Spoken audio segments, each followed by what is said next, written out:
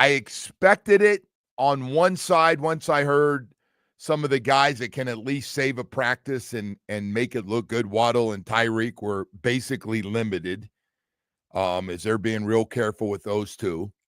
And you realize, and the breakdown of this whole thing, the drop balls and breakdowns and penalties and all the things that made you look really bad, where people yesterday were going, wow, is this just a bad practice? Are the Miami Dolphins going to be that bad? And so I'm sitting down here. Now I'm just getting everything from all my guys up there. And then you probably saw the St. Brown show because the highlights are out, and Jack Jones looked like he was trying to get cut. He got beat every way possible. They took the route tree. The route tree is 1 to 9 from quick post patterns, out routes, stutter and go, takeoffs, corner, you name it. If that was a game, he would have had somewhere between 15 and 20 catches for 300 yards. And number 23, Jack Jones, would have been chasing him on most of them. So he had a real rough day. I guess it didn't stop him from yapping, though. He kept yapping. I always love that, man. You keep yapping, you're like, what are you yapping about? You're getting your ass kicked. You ought to just play better and stop yapping. And so you know what happens. I can tell you what happens on that, because that's been going on forever. The guys that talk a lot. Now all the guys on the sideline like to wear you out verbally. They like to wear you out. Stuff like, bitch, you're getting bitch slapped. And I'm just some of the clean stuff I can use. And it gets, the talk out there, and he gets more fired up because that's Jack Jones' personality. And meanwhile, St. Brown just, again, he's one of the best receivers in football. So, but he put on a clinic, including the separation. If you saw the stutter and go, by the way, that stutter and go on the takeoff's been around forever. And it's amazing because it still works. The old stutter and go, stutter like you're going to stop and run a curl or an out route. And then all of a sudden the defender breaks down with you. And then you say, good night, Loretta. I am off and running. You are nowhere in the picture. So all this stuff.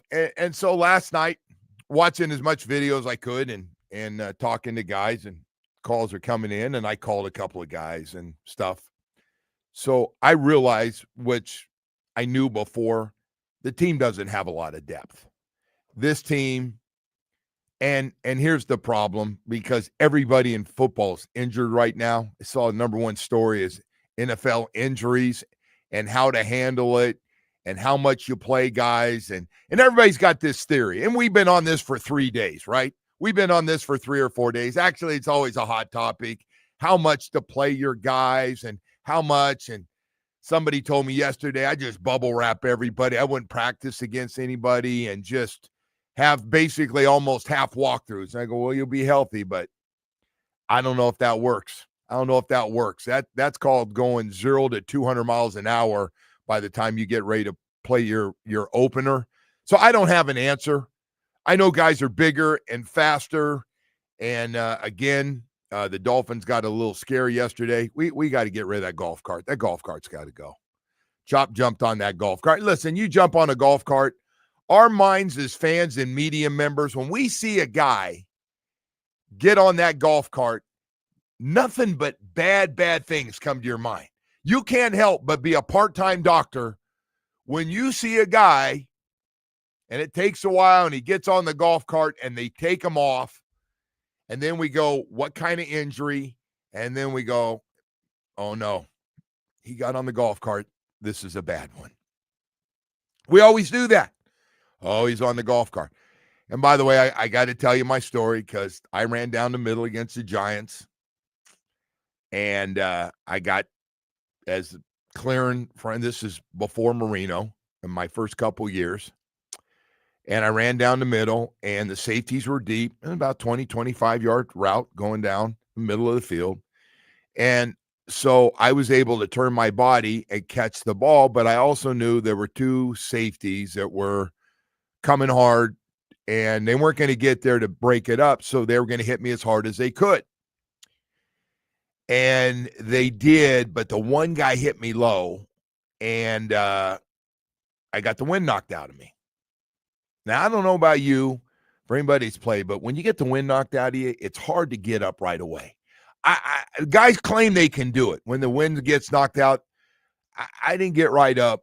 And so I finally get up. I was excited that I held on to the ball because the last thing I wanted to do is because then I was a drop ball. You know, you're going to get hit. Shoes go in this whole thing.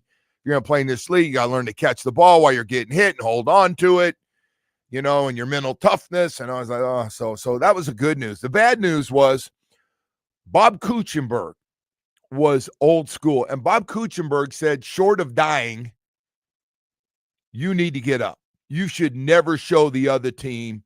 Ultimate toughness of the Miami Dolphins is no matter what your injury. And by the way, God bless him because he broke and had rods in his body, and he'd get up and go off the field, and they would find out, oh, he shattered his friggin' arm. Like, yeah, Cooch was, when Kim Bocamper says Bob Kuchenberg was one of the toughest Miami Dolphin players of all time, he was. He's passed, but he was a tough dude. So as I'm standing up to go off the field, you know, trainers come out smelling salt. You got the wind knocked out of you, kid. You're fine. Cooch is waiting for me as I stand up, and Cooch goes, don't ever do that again. Ever. You get off the field by yourself. You do not lay on the field. It was like this thing, like the other team knocked you out and like they were winning, and it was like, don't ever do that on this team. And I'd never had a guy do that. I mean, I'd had the wind knocked out of me a few times, you know, and never had a guy, had a teammate. But it stuck with me. Here I am years later still telling the story about that. And but so the league, getting back to original, we got a problem with, it's going to come down to obviously getting your key guys back. And I don't think we have a lot of depth, but I knew we didn't have a lot of depth when they put this thing together. And they didn't spend a lot of money and everything else. And we had some guys that haven't worked out so far. I guess Cam Smith is back yesterday, but I didn't hear anything about Cam Smith. So, but yeah, the injury thing working around it, and it was, if for anybody that's writing articles about get rid of Tyreek and Waddle, you know, is going to be here. He's in the future plans. But like the drop off after those two guys, like a lot of positions in the NFL, our 3, 4, 5, and 6 got exposed yesterday. They got exposed. Now, it wasn't all them, because we don't have a deep offensive line either. So that's what I stepped back after I listened to everybody, and they're talking about drop balls and mistakes, and guys couldn't get open. That was, by the way, that's a weird one. Man-to-man, one-on-one drills, because they got after it. They did the drills you want to see. You want to see one-on-one drills. You want to see. And defensively, we had some guys get blocked, but we had some guys win on the other side of the ball. They did get some wins. But when you find out your guys can't get open and you're like, hey, man, you're probably going to have to play 3, 4, and 5. You're going to have to play. You're getting jammed. And then when you do get a chance to catch the ball, you're dropping it. It was that kind of day. It was that kind of day. And we'll find out how much, you know, again, there's an article in Yahoo today, Yahoo Sports, and it headlines how bad the Dolphins were. And I would just say this. It was a national article. It wasn't a local guy, so you don't have to hate on the local guy. But it's got good points. I mean, it's got a lot of good stuff. And is this just one practice? Because Mike didn't set up one practice with these guys. He set up 2. And how do you bounce back from that thing yesterday? And, oh, by the way, that's not it for the young guys, because a lot of those young guys, they're going to go at it again on Saturday and play a lot of football. I don't know about the veterans yet. I'll know a lot more tonight, but as far as today. So anyway, I want to get all that stuff out there. But the depth on the team is a real, to put it mildly, concern with things that took place. So 3 weeks from this Sunday, we got the Colts. And thing that bothers me, and I hear somebody go, well, it's the Lions, and, you know, okay, but I mean, if they were keeping score, that thing was bad yesterday. I don't want to do that. What? Because they were 15-2 last year. They got a bunch of guys injured. They lost some guys. They lost their coordinators, but they do have their key guys, and they look pretty damn good. We got all kinds of stuff to get to here this morning, by the way. Want to let you know. We opened it up with Larry Bluestein. Going to be joining us on Friday, but I won't be here tomorrow because I'll be up in Detroit. But he's going to join us today. We're going to talk our first high school football show. Love doing it. It's that time of the year. We're getting close. We got the 2025 Broward County National Football Showcase next week. It's right around the corner, man. It pops up next week. And we've got 2 of the top 5 teams in the country coming to town. They're going to be part of this Broward thing. It's amazing. And I got another one for you, Woody. It's kind of cool. I can't remember this. Maybe some of you can. Max Prep's national rankings came out. One of the big high school magazines has 4 South Florida teams in the top 11. 4 teams in the top 11. And 3 of them are Broward County. So anyway, we'll have more on that stuff. We've got also some news coming out. Do you see the value of the teams that came out yesterday, Woody? Oh my gosh! I'm leaving the big man out of it. Oh my gosh! Well, the Dolphins number was enormous. They're not even the highest. Yeah, everything went up 20% after these new contracts and these apps. It's great, and the gambling now kicking in. Wow! If one of these came up for sale, I wonder what it would actually go for. You know I don't know, like, if one of the premier franchises came up, what would it actually sell for? Like, if Stephen Ross was like, I'm going to sell the Dolphins straight up. I think you'd have a feeding frenzy of just like billionaires, right? So yeah. Oh no, he could sell that thing in a heartbeat. The big billionaire club, they would somebody come in and so that we'll come back and I want to talk about that for just a second. Because even though what the Dolphins came in at number 7 in the league, just to give you an idea. Not one of the top markets, by the way. Not one of the top market. Excuse me. Not one of the top markets in the country, and yet there they are at the top from everything they've done, and then on top of that, everything else that they have going on there. Woody, that thing's got to be worth $15 to $16 billion. Crazy. Hey, we got more stuff to get to here this morning as we continue on. First thing this morning, though, man, I was thinking about old Hurricane and the noodles are flying around. You notice all the noodles now, and they got them going left and right and at us and making a quick right and a quick left. And it's going to be a 1, it's going to be a 2, it's going to be a 3. Hey, man, we're now on alert. Those guys are going to earn their money, man, now that do the weather every day. And I want to let you know hurricane season is here. Protect your home with Loctite Impact Windows, Doors, and Roofing. If you haven't done it, if you don't have those impact windows and doors and that new roof, man, I'm telling you, you're messing around with big trouble. Now with the impact windows and doors as strong as they are, boy, I'll tell you. And I don't know about you, but I tried the first couple of years doing those panels before I finally got mine on. Boy, it's a rough one to do. And you get the scare and you put them on and off and on and off. If you got an old leaky roof, replace your old roof now. You can pay later. Loctite Impact offers the highest quality roofing materials with lifetime warranty, plus thousands of 5-star reviews. Save big on their legendary state-of-the-art impact windows and doors. Impact windows low as $3 per window per month installed.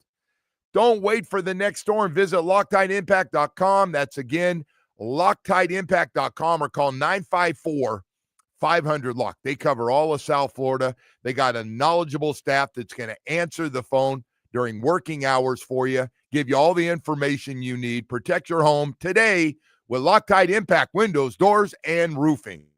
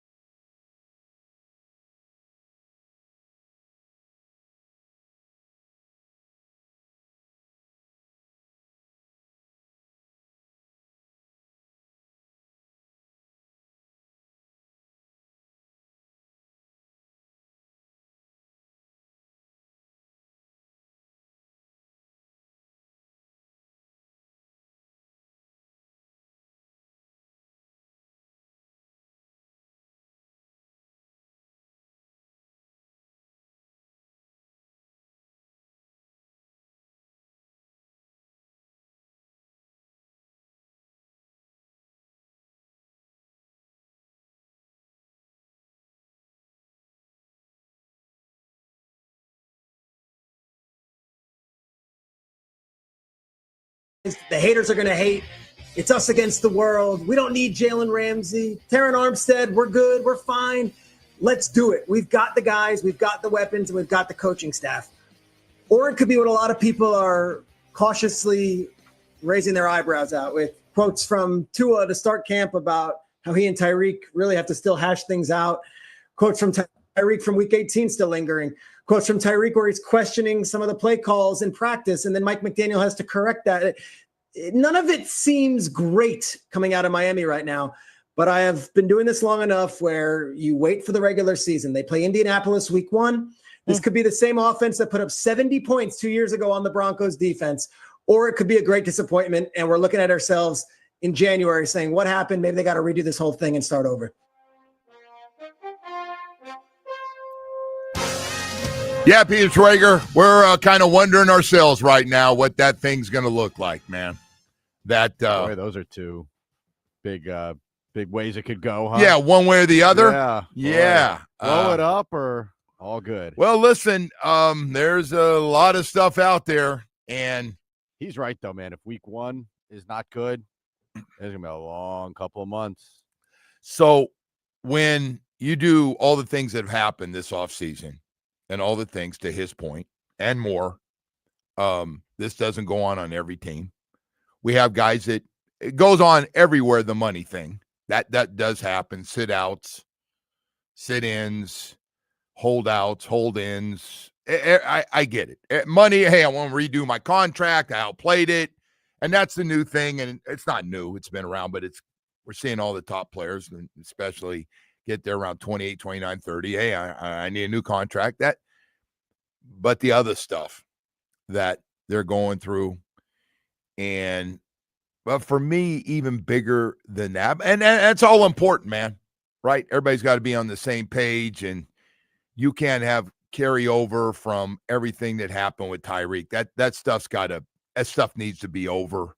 And I don't know, like, I'm not going to sit here and tell you what Tyreek's been like at camp. I'm going by his coach said yesterday. He's been unbelievable. I don't know what Wes Welker went through, but whoa, man, he's been great with me. And hey, that's what Mike McDaniel coaches say.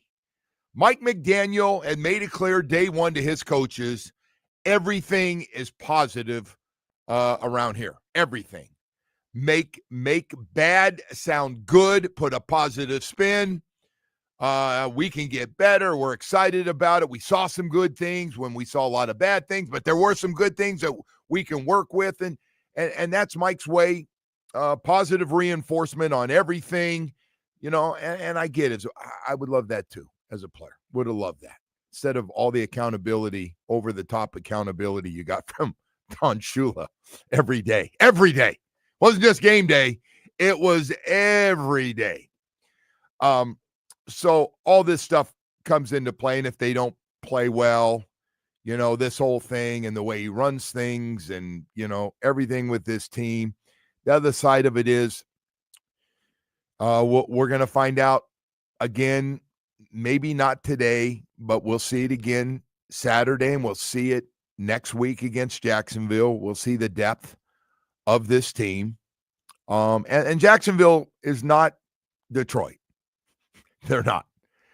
That's why I was glad Mike did this. I know everybody's been talking about it. What Mike made it clear, like, hey, I know everybody, I want to play against Dan Campbell's guys. Matter of fact, Dan, I want extra practice against you because my team needs it. We need to do some of the things you're doing. We need to be and feel more like you guys. And yesterday they got a taste and a dose of playing against, I think, one of the better teams. They were 15-2 last year. They're definitely one of the better teams. And this holds true to the whole narrative of this team, right? Yeah. That you can't hang with good teams. This was a early start. We talked about this yesterday, and I asked you, Joe, I said, are these guys about to go out there and get just manhandled and beat up? And, I think, what did you say? I thought they get beat up on one side. I said one side was going to get beat up, and I didn't think the other. Yeah. But I was also, because I felt pretty good about, the receivers play against the Bears. Now, again, nobody's throwing anything in there. It's, The Bears, though, have one potential to be one of the worst teams in football. Though. Yes. I mean, that's, and the concerning part of this year. But, again, you play the Colts in week 1, man. All right. Right? So this is the whole, you can't control the schedule thing. I can't. That's 3 weeks away, and you're right in the big picture. So you're not playing the Lions in week 1. But you are playing the Bills in, week 3? You got to get guys ready to go because no matter what, guys are going to get injured, and you got to have depth. You do. And if you got off the cliff for the next man up, there's that much of a difference. And there is a difference now. When you pay one guy 28 and the other 30, there's going to be a difference in the next guy up making 5 or 6, and the next guy's at 2, and the next guys are on the rookie contracts. It's going to be a big difference. But I got to tell you, man, there are a lot of things, but the receiver group yesterday and the coverage, it's there. And I know Coach Weaver's going to say we're going to play a lot of zone coverage, but those highlights that did come out, and it was mostly St. Brown. It was a St. Brown highlight reel, and he is really good. I always that one video that keeps circulating. He did a stutter and go on Jack Jones, but listen, he again ran the route. First day playing football, he ran the route tree on Jack Jones, who everybody's telling me, and I didn't have him ahead of Bonner, but everybody's like, he's got too much talent. Well, you can have all the talent in the world. We've had a lot of guys or cornerbacks had a lot of talent. They got beat like that yesterday. I hope today's better because the reaction yesterday from the Detroit people was, unbelievable. And by the way, they all were in unison. They all agreed. Every single one of them. Well, worst practice I've ever seen. Most lopsided practice I've ever seen. I would just say you're right. By the way, Which is you're scary exactly when it's right. all of them saying it. So the other part of this is why we're on this dogpiling here today, and for good reason. They deserve it. The way they looked is they had a national article on Yahoo today on the front for sports about how bad that never happens in a practice where they bring up how bad one team looked, and it was like, is Detroit that good, or the Miami Dolphins that bad? And not what you want. And again, because this team is, everybody's going into this thing cautiously, and if you're not, you're not living in reality of like, all right, day by day, I get you guys like each other. You've worked on some things, and Mike's working on the inside of this thing, the stuff away from football and at camp and stuff. But the most important part's on the field. And sometimes you guys can all get along and everybody's talking and we're all on the same page. And then you still get kicked around and you realize, there's been some dysfunctional teams that have been really good through the years.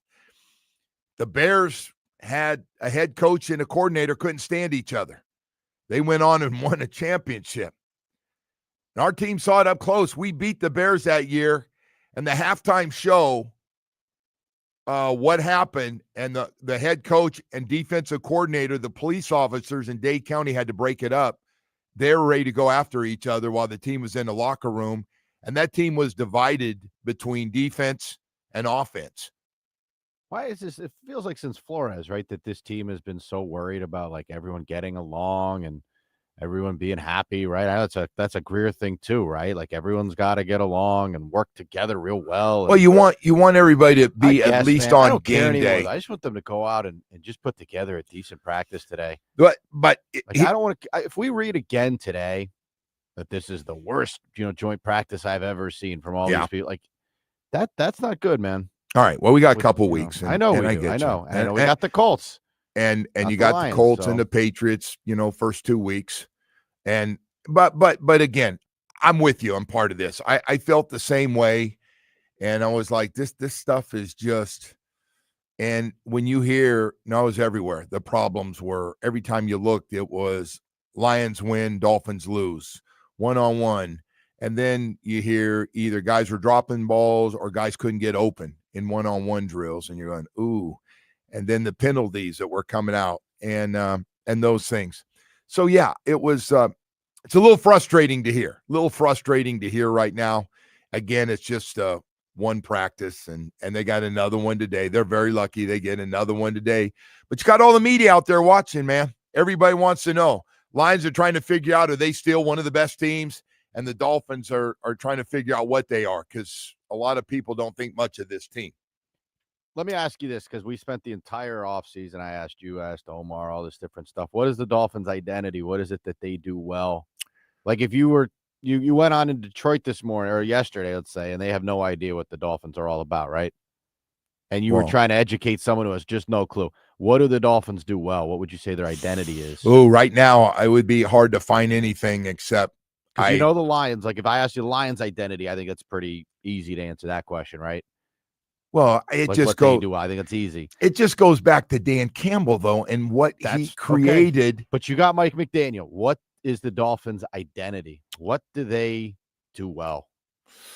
It's a good question. That's a very good question. Yeah, we haven't seen the running game, so it's not that.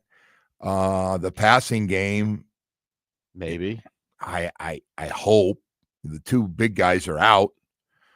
But yeah, and then defensively, you think you're going to be real good, but you still got to be able to cover people. Like you can't, a front seven can't just completely cover up your cover guys. You at some point you have to cover guys. There's no way you can protect your corners. They have to. And right now, I don't think it's a storm duck thing. But everybody's worried about number 2 and number 3. And again, that's goes back to what I said before. You just don't have a lot of depth on this team right now. We haven't seen it. All right. Scary that is a tough question to answer right now. Oh, man. And by the way, if I asked you, Joe, what are the Dolphins not so good at? Yeah, where are their weaknesses? You'd have a lot of things. And answer that question pretty easily. And the other thing right now, Mike's got some guys that have had the injury bug, and he is being careful on a lot of guys. I don't know, Chop. Even though Chop looks like he's going to be okay, he's kind of an important guy. How much more football is he going to see before the Colts? How much more is he going to do? The Colts, okay, right? All right, hey, we got to go to break here. We got a lot more stuff to get to. Atlantic Men's Clinic, ED and Low T. Whew, man, I got to tell you, I had it. Whoa, man, I don't wish that on any guy, but I know sooner or later, every man out there, no matter you're in your 40s, it hits. 50s, it hits. 60s, damn near for sure. 70s, you can go on and on. Hey, all I know is I went to Atlantic Men's Clinic yesterday, and I see guys all different ages in there. It is crazy. And they're knocking out ED and Low T is what they're doing. They're on the program. If your energy level is you feel like you're in a fog half the time, you're trying to figure out what's going on, you're always tired, you've been a little snappy and moody, and this is what low T can do to you. And ED usually follows your sex drive is hit and miss, and then one day it's just completely gone. And that's a bad one. Atlantic Men's Clinic, I just want to tell you, I had such great results 13, 14 months ago. Schedule a consultation with Atlantic Men's Clinic today if this is bothering you and you know you're going through. It's going to happen to every man, by the way. Nobody gets like, well, I got lucky through my life. I never had it. Wrong. Hey, get the testing done. Go there. Set up that first appointment. Get the PSA test done. That's what I did. You meet with their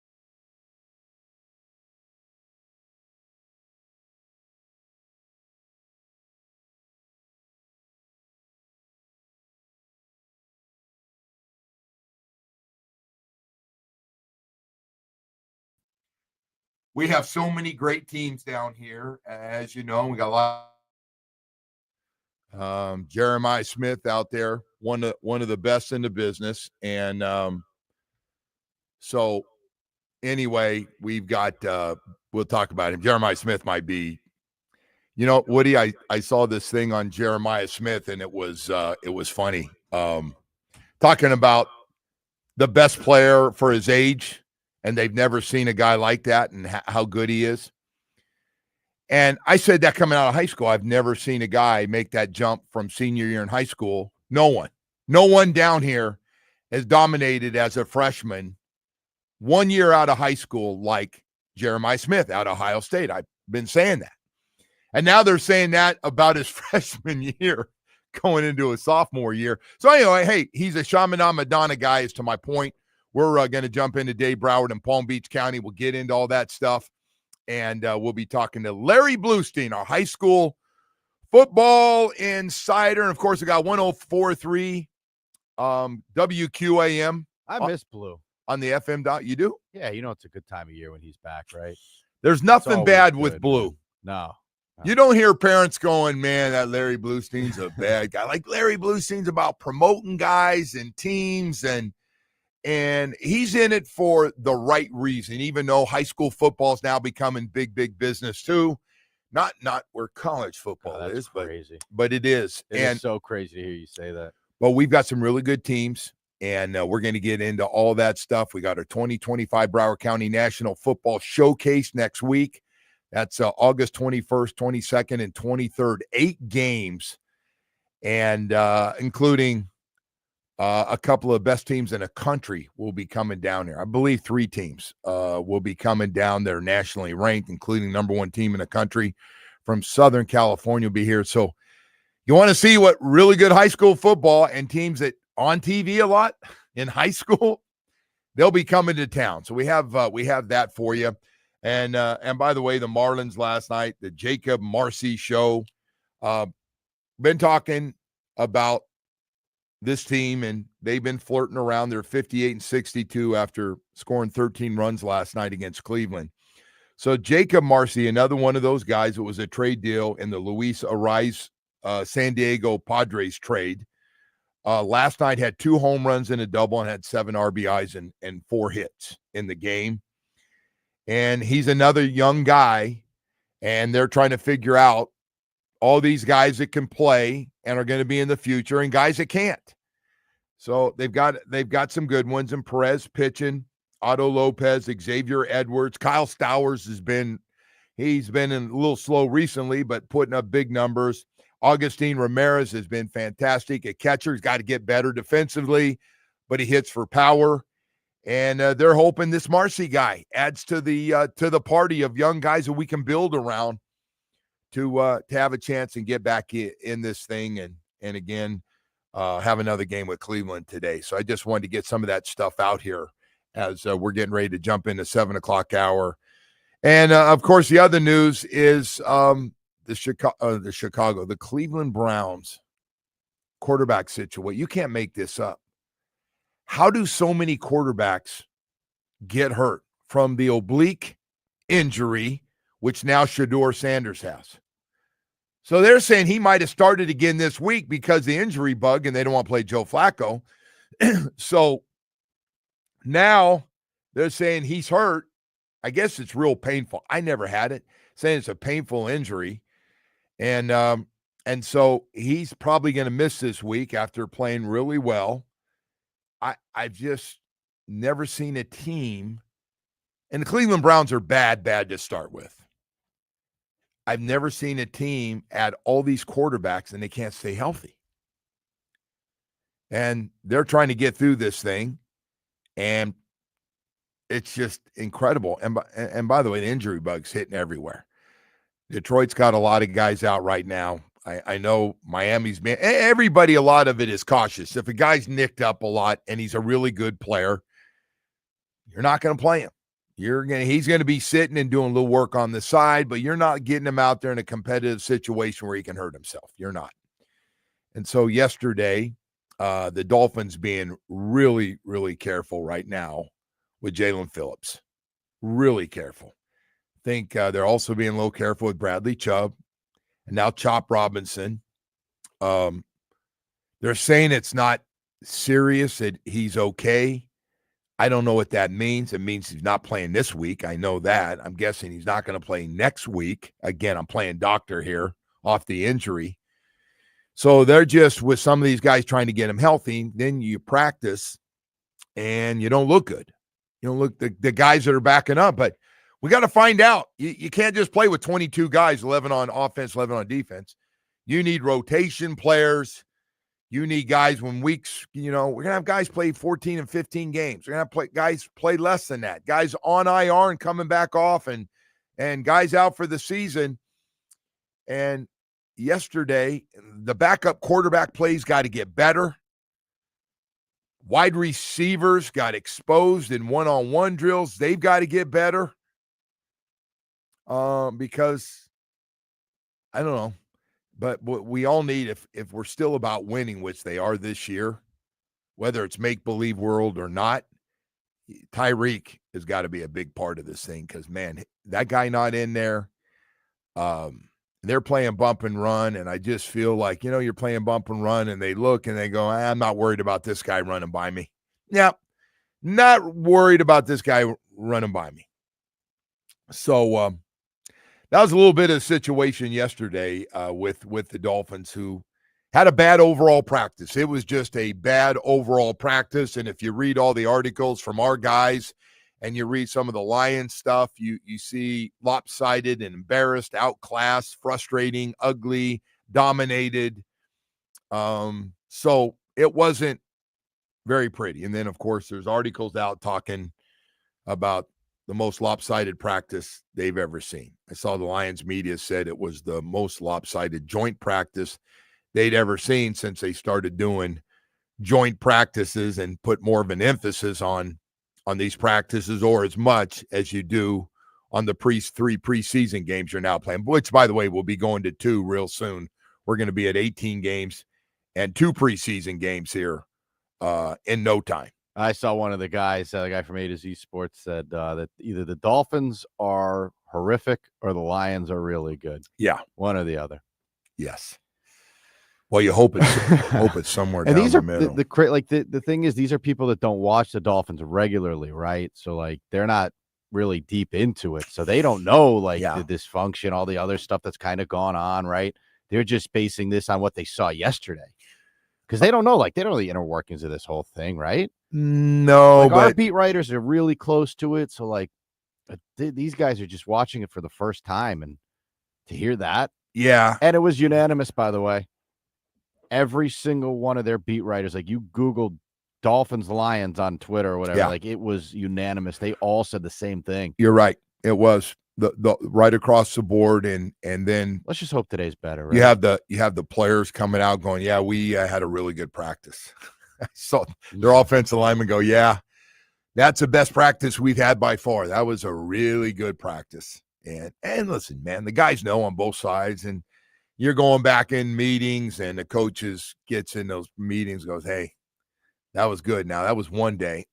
Let's not let him off the hook. By the way, the guy that talked all the trash the day before, he had a sack right off the bat too. He even jumped in it. I know everybody thought, wow, what's he doing? And the comments, and hey, he might have been onto something about, hey, man, they don't know how to practice like we practice. So anyway, we've got 7 o'clock hour coming up here. We'll have a lot more stuff for you coming up as we continue on.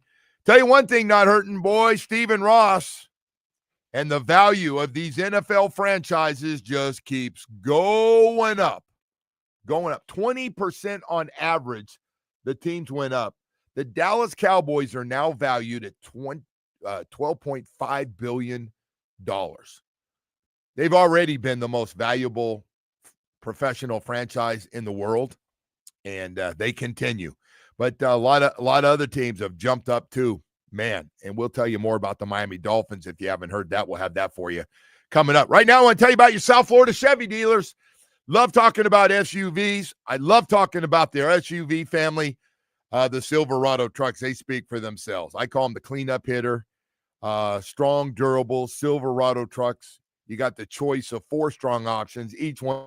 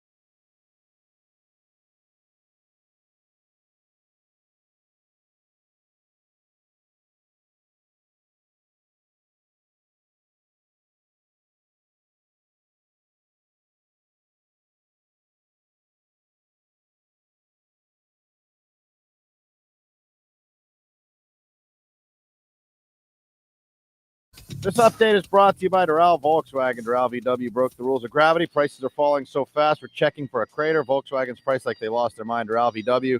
Buckle up. No one sells for less. No one. Starting with the Dolphins, will be in Detroit for their second of 2 joint practices with the Lions today.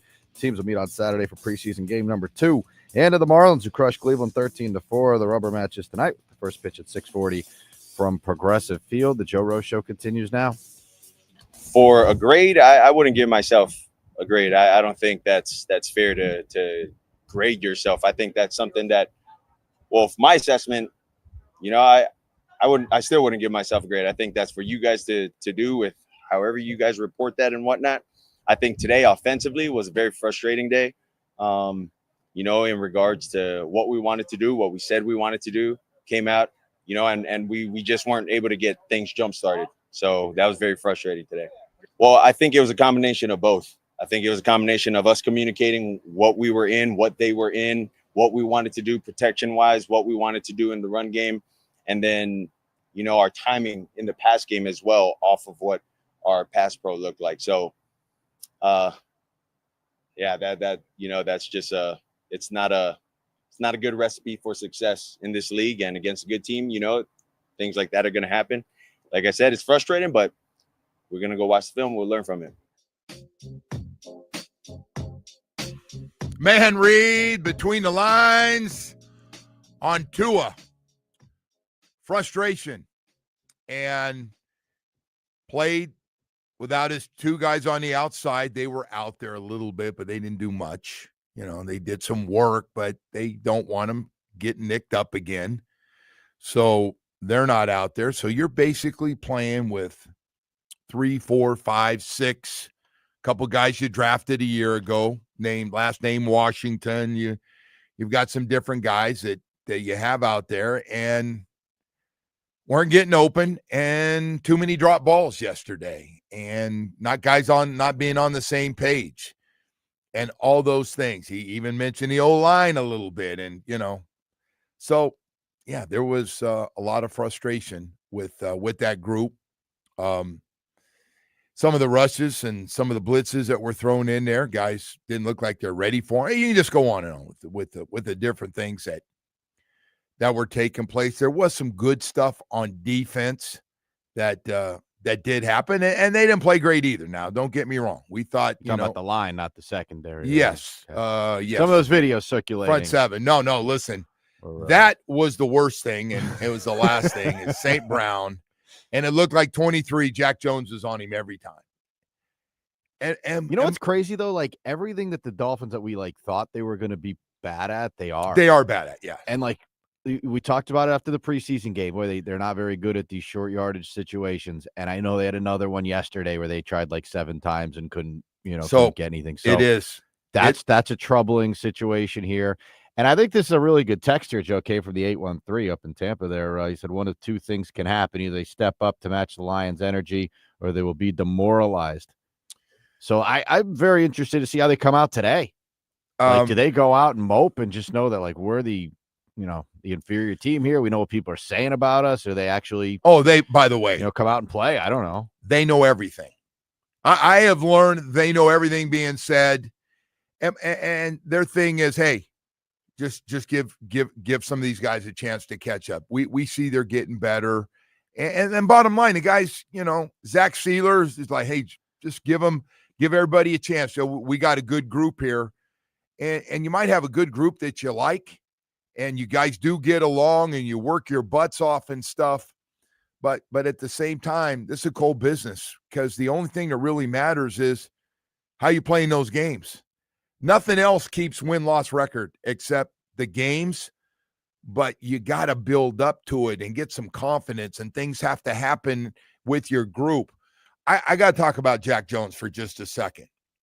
So I watch all those guys come in and out of their break, because that's when I was playing. I like to know what every guy could and couldn't do that might be covering me in the nickel or in a situation like that. Jack Jones comes out of his break, I think, better than anybody. I can see where people fall in love with him.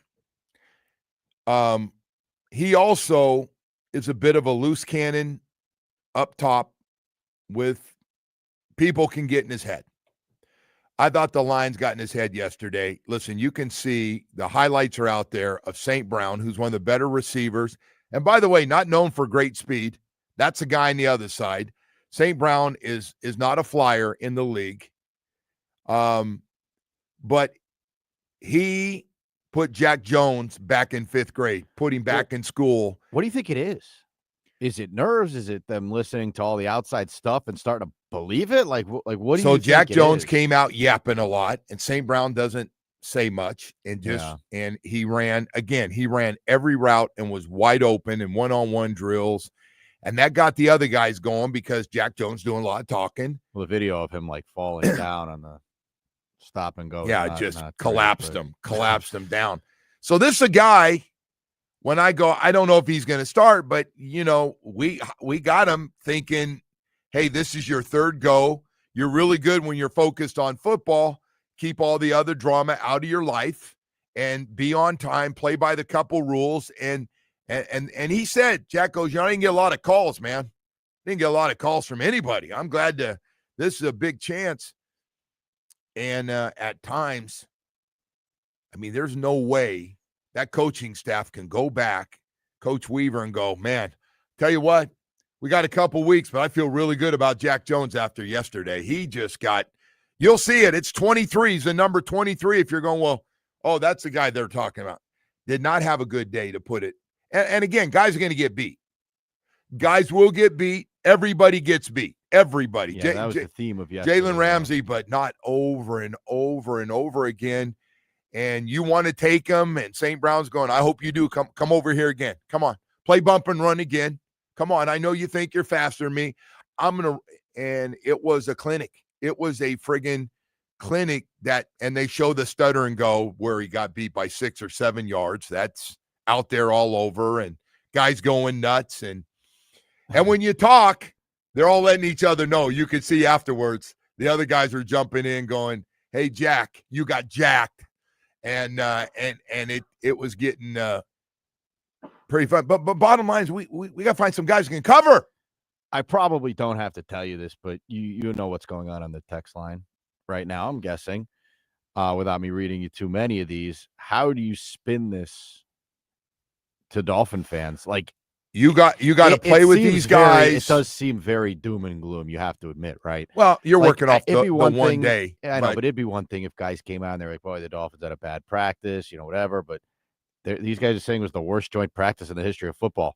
So, I don't know. I mean, they did say that, yes. They did. They literally did say that. I've never seen a team get beat like this in a joint practice. The Lions media said it was the most lopsided joint practice. There were like a national guy from the Athletic that was there. It's like, I've never seen anything like this. Like, they said I wasn't expecting to see this with this Dolphins team.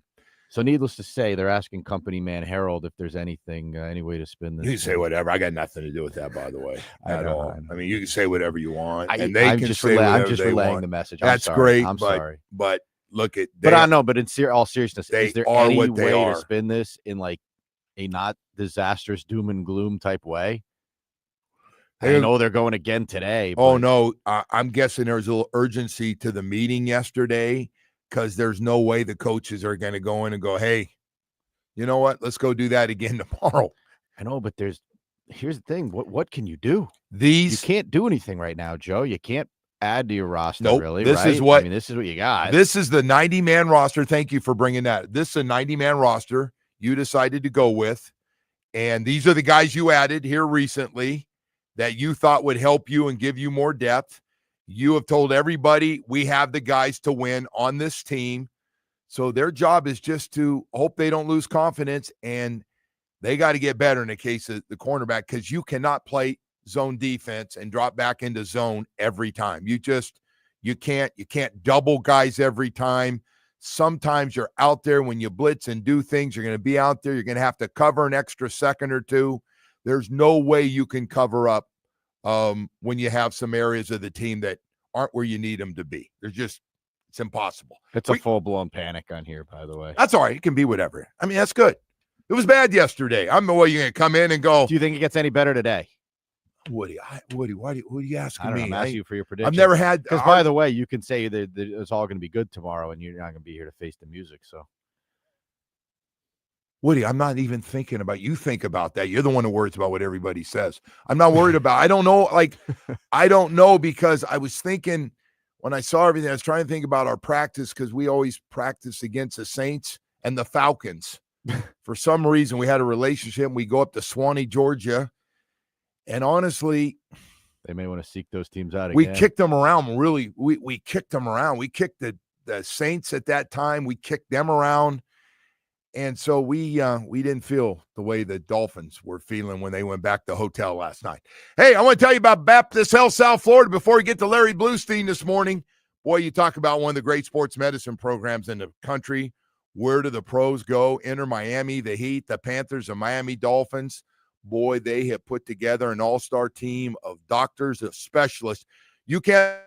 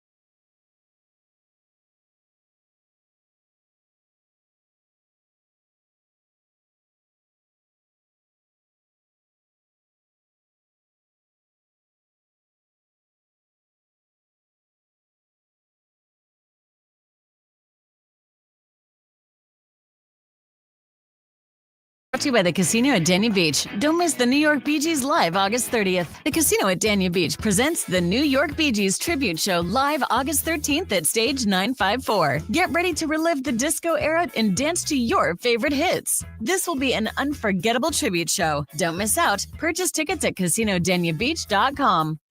Cool ways to listen to us on FM 1043 or on the Odyssey, iHeartRadio, or TuneIn apps. Same great shows, same great games. Plus, you can use the rewind feature and listen to anything you missed. Go for it.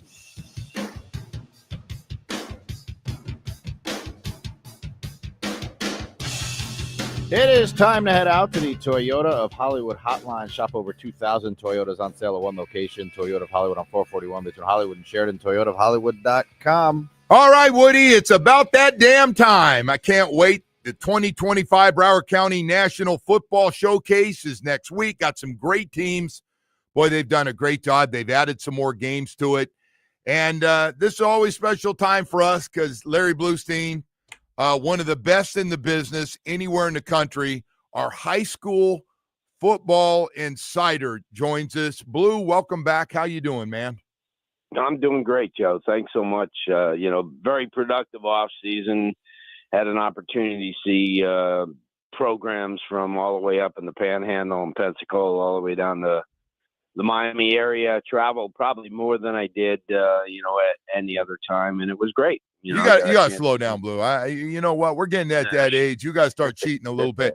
Hey, Blue. So this thing in Broward County, August 21st, 22nd, and 23rd. Man, it's grown, and they got a couple of the top teams in the country coming down here to play some of our top teams.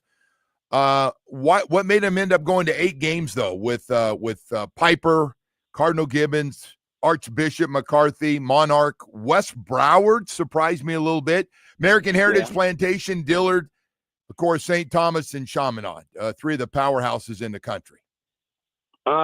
Probably because of the local flair and how much those teams that you mentioned that are getting better and better. And last year, Piper won 10 games. Coach Short did a great job. West Broward's loaded with talent. As they say, they added some players during the offseason. Dillard has a new facility. They're going to be hosting most of the games, on their new field. They, remember they had the lead on American Heritage last year in the state semifinals. And they're a program that, obviously is their Monarch is loaded up, over the last couple of years. And then Cardinal Gibbons has taken part in all 4 of the events. So, it's a great way to highlight, since it is the Broward County National Showcase, you want to kind of put a lot of your programs on display, and they found a way to do it, because there's not a lot of elite. I mean, you have a handful. You're not going to go 6-7 deep. So this way they got a opportunity to put, Dillard against Dr. Phillips, and you had an opportunity to see a really good Jacksonville Bulls team, come on down and play Monarch, and then Piper gets an opportunity to play Peachtree Ridge, who comes down from Georgia for the 2nd straight year. But all the focus is going to be on the main games, and there's going to be 3 ESPN games.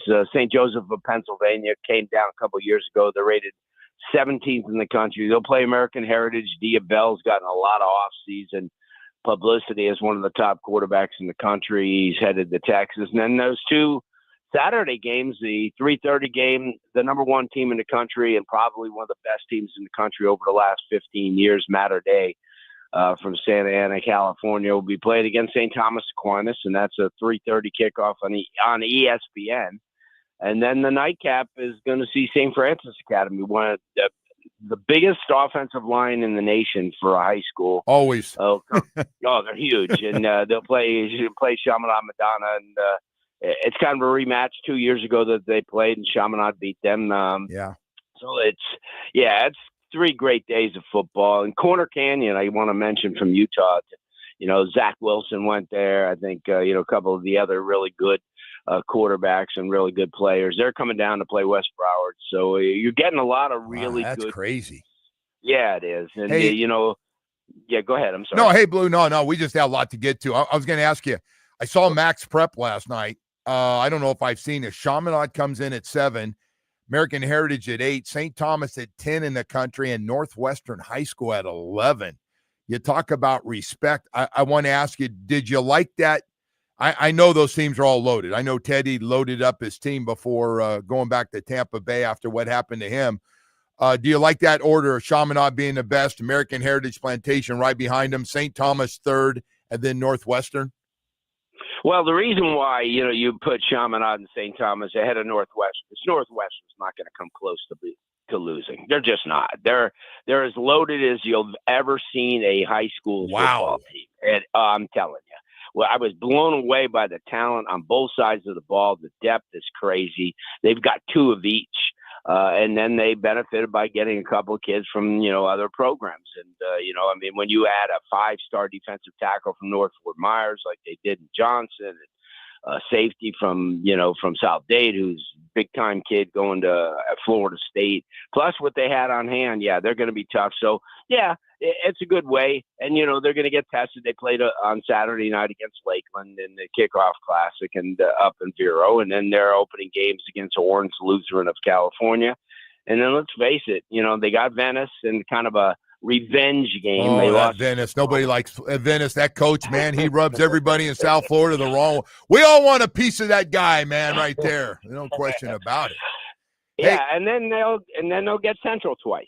And, the whole thing is Central? Probably not, but Central's still going to be a really good football team. And anytime, and Derek Gibson takes over, and he's a really good coach. He's no stranger to the program. He coached at Roland for 9-10 years. So, those probably are the, you take a look at Chaminade and then St. Thomas, Northwestern, Central as far as local teams, and then you add West Boca Raton, who we're going to see tonight against Chaminade Madonna in a kickoff classic, defending 6A state champions.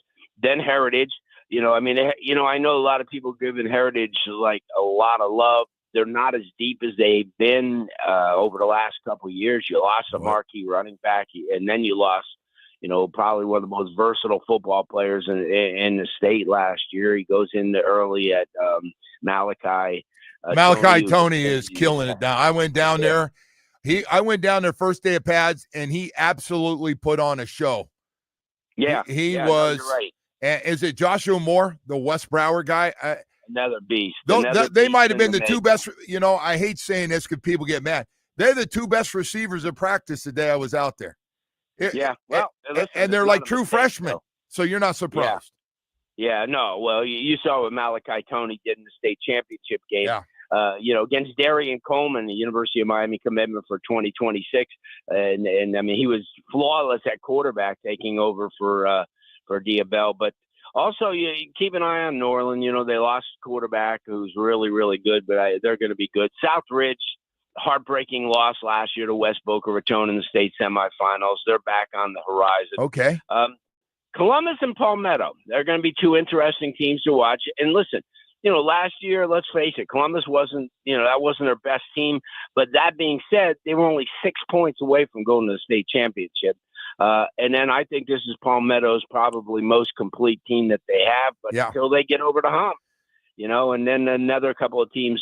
Hey, Blue, I want to ask you about Edison. I got to ask you about Uncle Luke. What's his team look like? I know he's loaded up. He's got a hell of a quarterback now. Yeah, they're a really good team. But you know what? Like I always say, you can bring in the Dallas Cowboys, but you're still not going to get by Chaminade. So, it's just the way it is. Chaminade just wanted the team to beat in 1A, and but Luke's got a really good team. They're talented, as you mentioned. They have the kid that came in from Orlando at quarterback. They've got a lot of good talent on the team, but it's going to be awfully tough. And keep an eye on Cardinal Newman. Our friend Jack Daniels up in West Palm Beach, Cardinal Newman.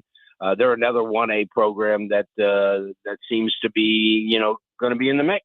Hey, I did want to ask you about some sleepers in Palm Beach. Now we got 104.3 WQAM up there blasting through Palm Beach. Who do you like? I know you mentioned West Boca.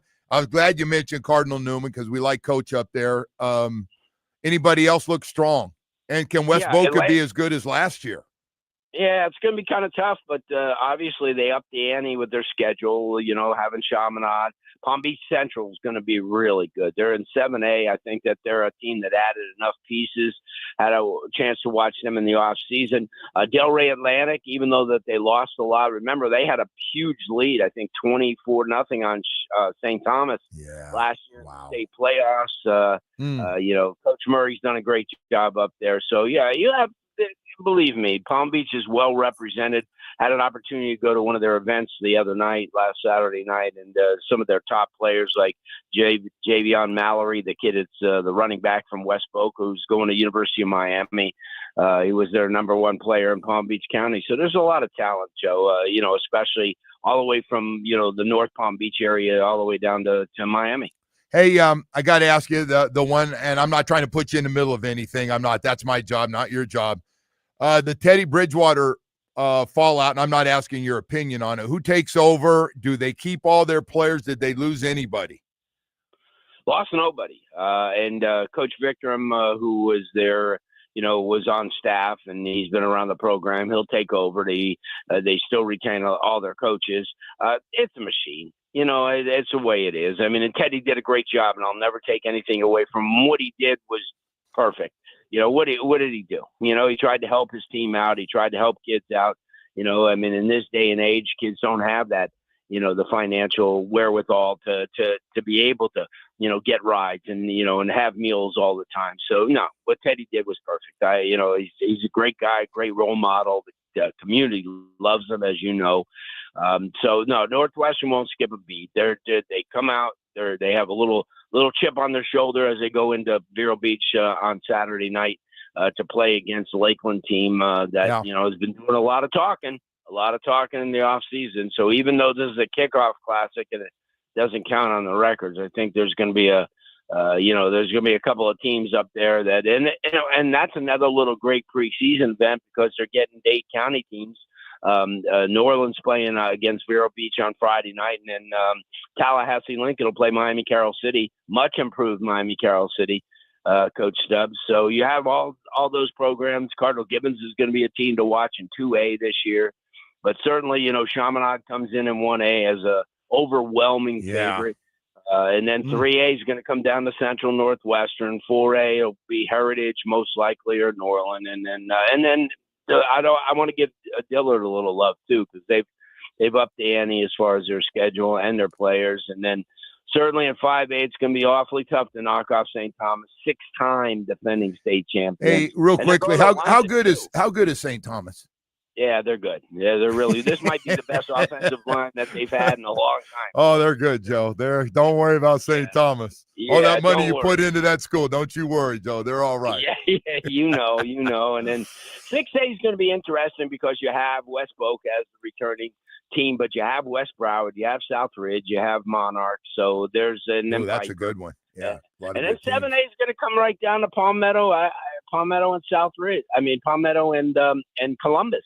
And let's not forget Western. Everybody's like, "Oh, Western lost all these guys." Oh, it looked a little empty when I went out there in the parking lot. There was something missing when I drove by the other day.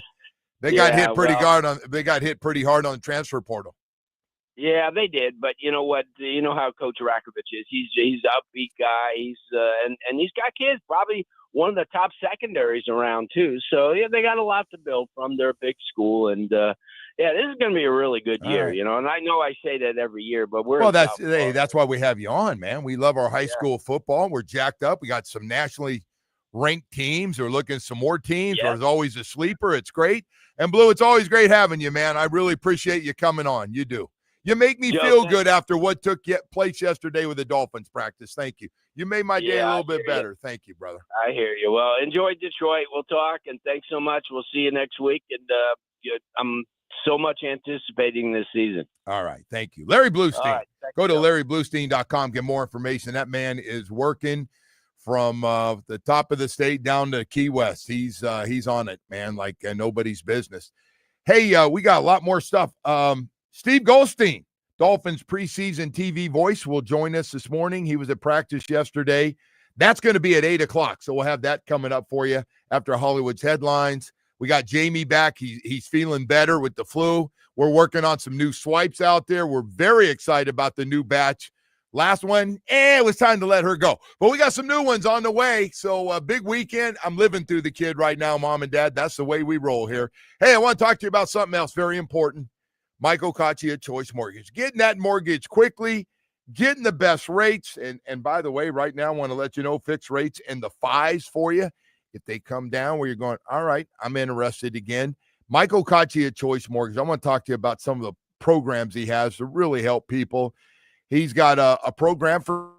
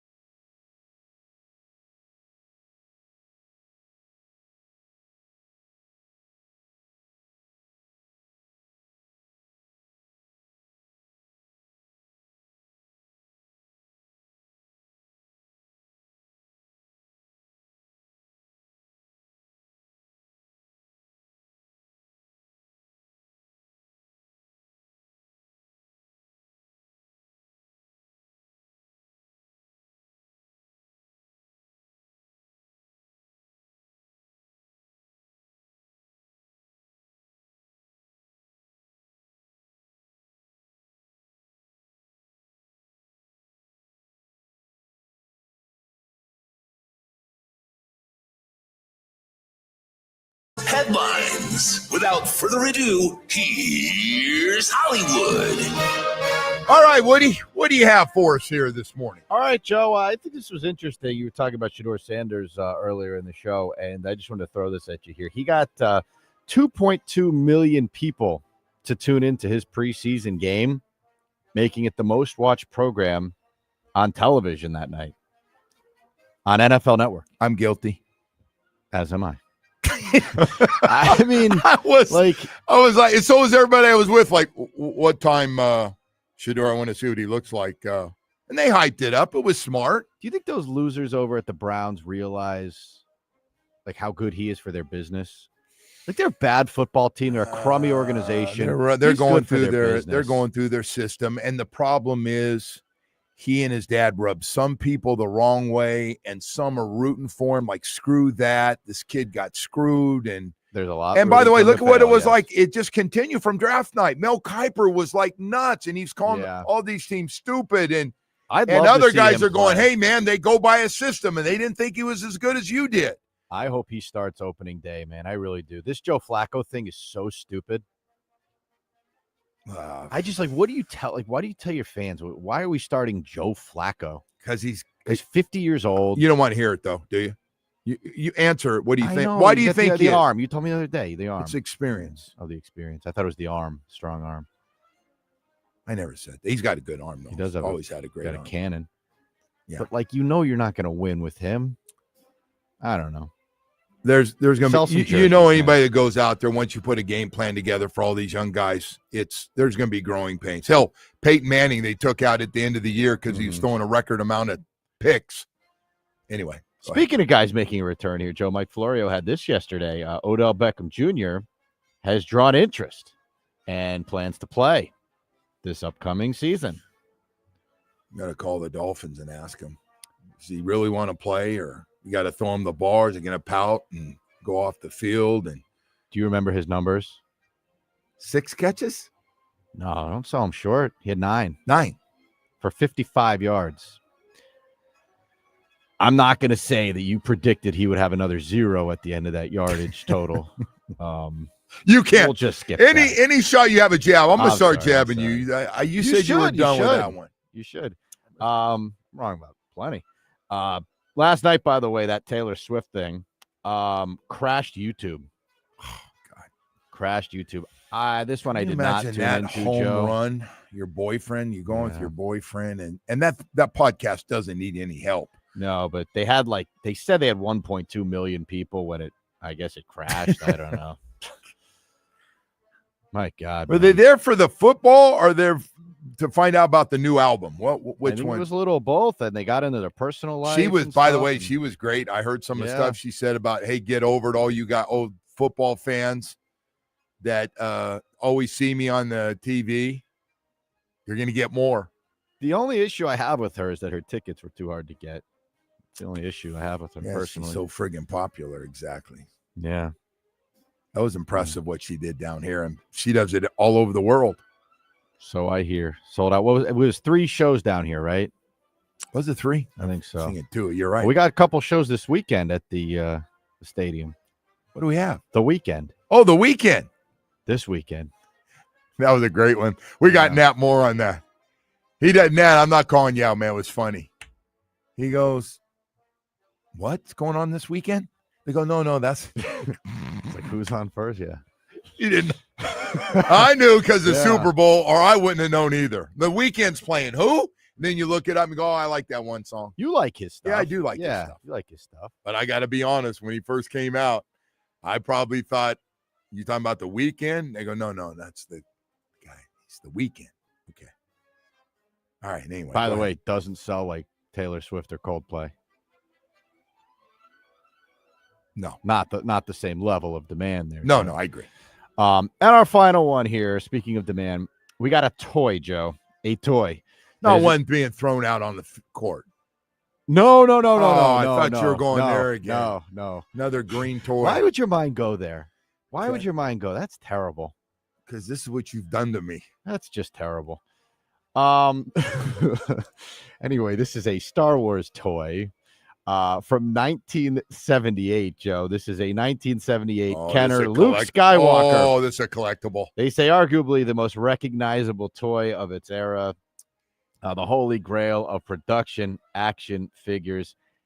You know, they grade these things now. There's a grading There's a company grade on that too? grades toys. Oh, yeah. Just like a card? Yes. Now you can get so that you can grade cards, you can grade magazines are another thing you can get graded. Now video games you can get graded. I gotta go back I'm trying to to that think of box. what am I missing here? What am I missing that you can send out to get graded?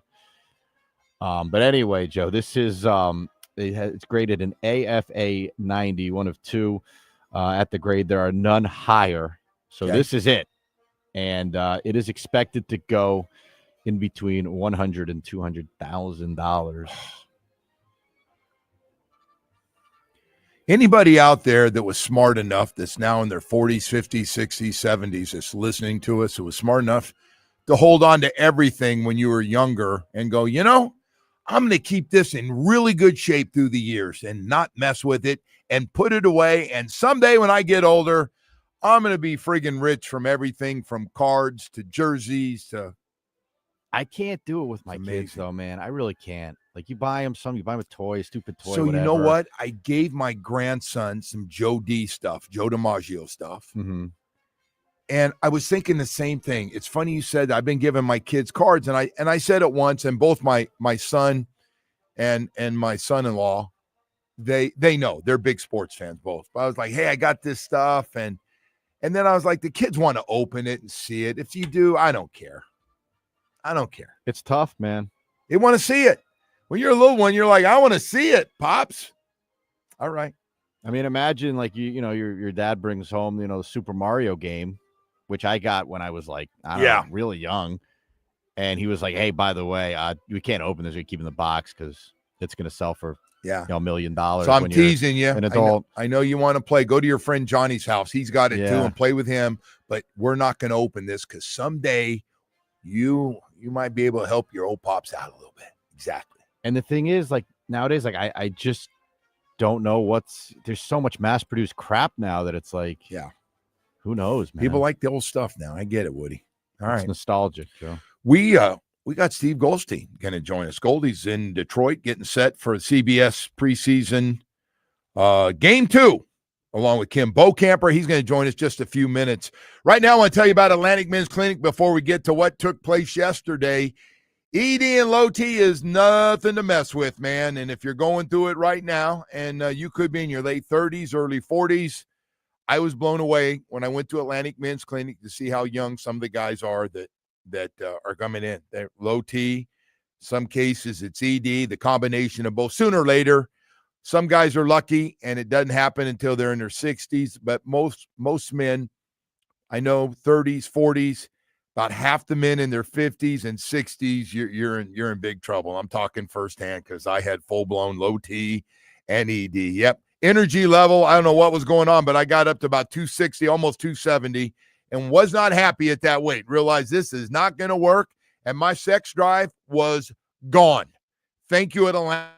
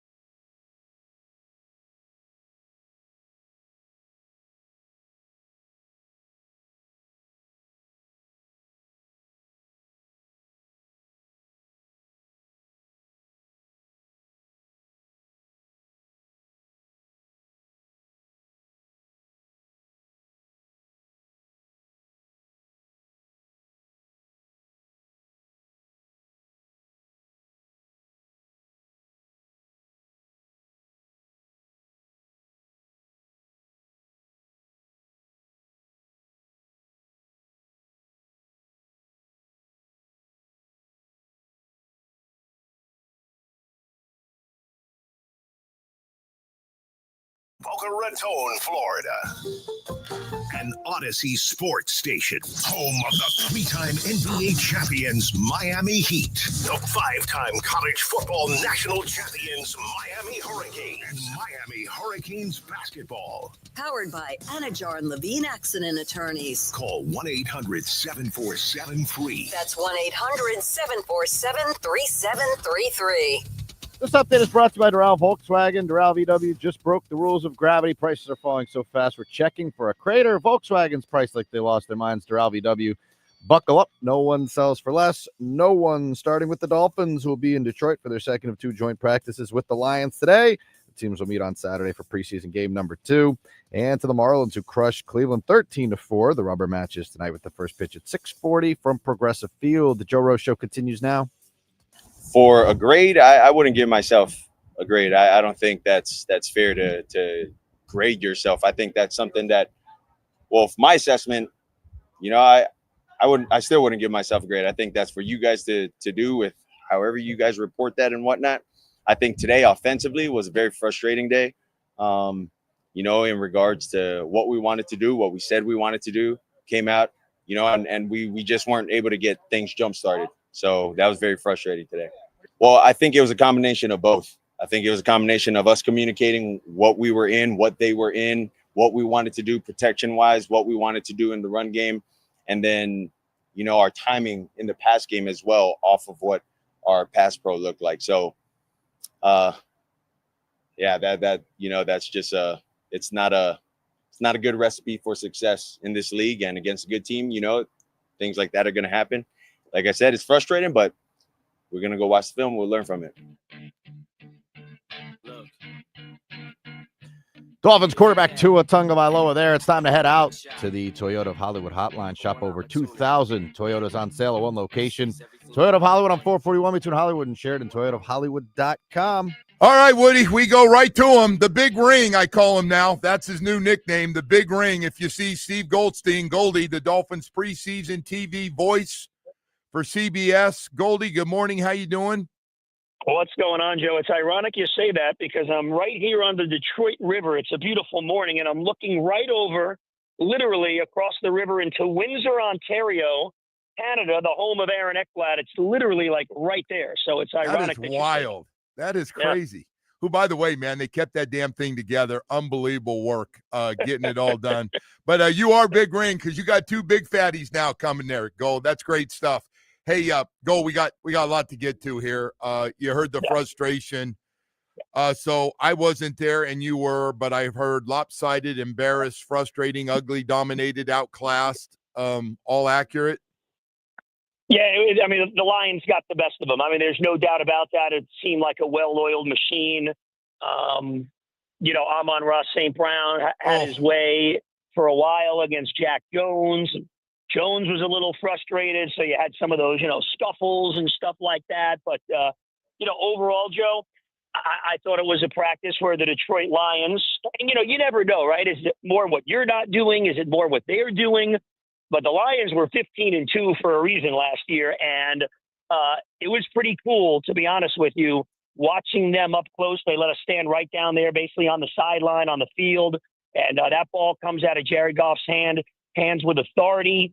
Those receivers were running precise routes. Yeah. But the bigger thing was the Dolphins' offense did not function real well. A couple of picks by Zach Wilson, and for Tua to use the word frustrating, if you're around Tua at all, Joe, and you are, he doesn't use that word very often. He usually says, yeah, there's a few things we got to clean up, but him using that word frustrating. I'm curious to see what they do in a couple hours here this morning. Yeah, the bounce back will be an interesting one. Hey, Gold, this one, though, too. I just feel like all of a sudden the 3, 4, 5, 6 receivers has to be the 1 and 2. And you realize just there's not a lot of depth, and I'm afraid this is a problem throughout this team. The cornerback play, the one-on-one drills, Gold. I know we talk about zone defense, and that's what Anthony Weaver's going to run a lot of. But there's going to be times where you got to play some of that one-on-one coverage that you work on every day too. So what'd you think? Yeah, first on the defense against the top guys, yes. Weaver's great, and they got so many guys that could stand up in the middle. You go 2 linemen and, between Chop and Jalen Phillips and Bradley Chubb, you get those guys in there. let's be fair on yesterday first, that Jalen Phillips, Waddle for the most part, and Tyreek not at all, did not participate. So we'll say that. But yeah, Weaver will come up with some schemes and be able to cover up some of that stuff in the season. Obviously, we don't have to cover as long. If you're a corner, it makes life easier. But against the top teams, against the top receivers and those best offensive lines, we'll see how it shakes out. Storm Duck did make some plays. He's had a good camp. Ethan Bonner was pretty good throughout the camp and made some plays yesterday. But the offense yesterday was really, at the line was a problem.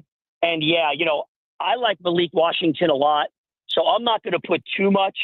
I'm curious to see how it comes out today. None of them had a good day yesterday, but overall he's been pretty good.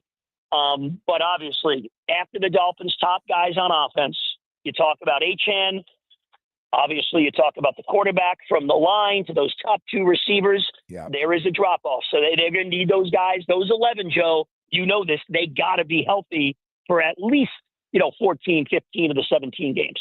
So some of the headlines, I saw Yahoo had a big article. The Lions media said it was the most lopsided joint practice they had ever seen between the two teams.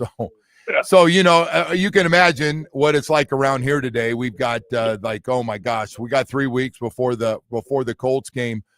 Hey, by the way, Chop Robinson, good news. Do we ever find out exactly what it is and how long he might be out? Yeah, it appears it's like a wrist or something on the arm, and the cart was there. This is why it's hard to read into Hate stuff, that right? Cart, yeah. Yeah, the cart came out, Joe, because they wanted to keep the practice moving. So they just brought it out to get him off the field. It wasn't because he couldn't walk off or anything like that. So they just wanted to get it done quickly. So no word yet on how long he's out. Mike McDaniel's going to talk in a little while. I don't think there's much reason, like a Tyreek Hill, like all these guys, to take much risk with a guy like Chop. So we'll see. I'm assuming he's going to be okay, but, it's a risk.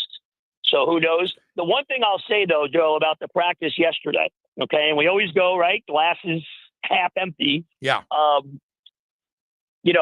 remember that game 3 years ago. You remember that game at Hard Rock Stadium in the preseason when the Dolphins looked amazing and Tyreek caught that pass on the first snap as a Dolphin and they beat the Eagles 48-10.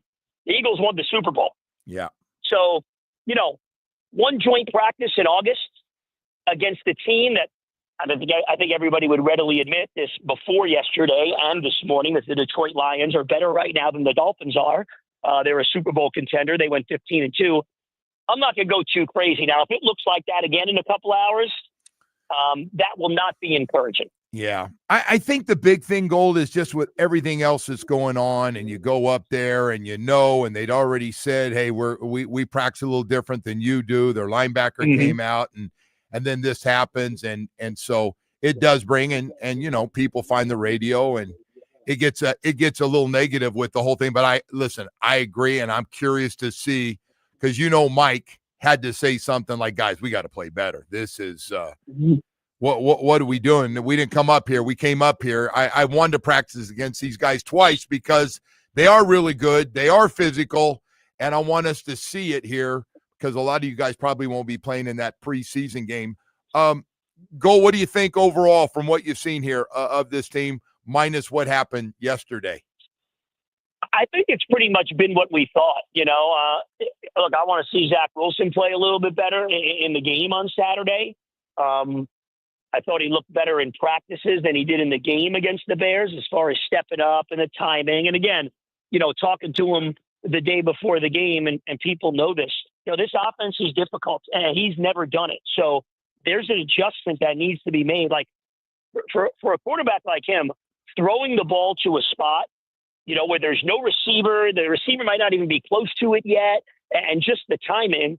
It's not an easy thing to grasp, but maybe that's why we have such a drop-off when Tua, who, dominates the offense and is great in it, why there's such a drop-off when whoever comes in.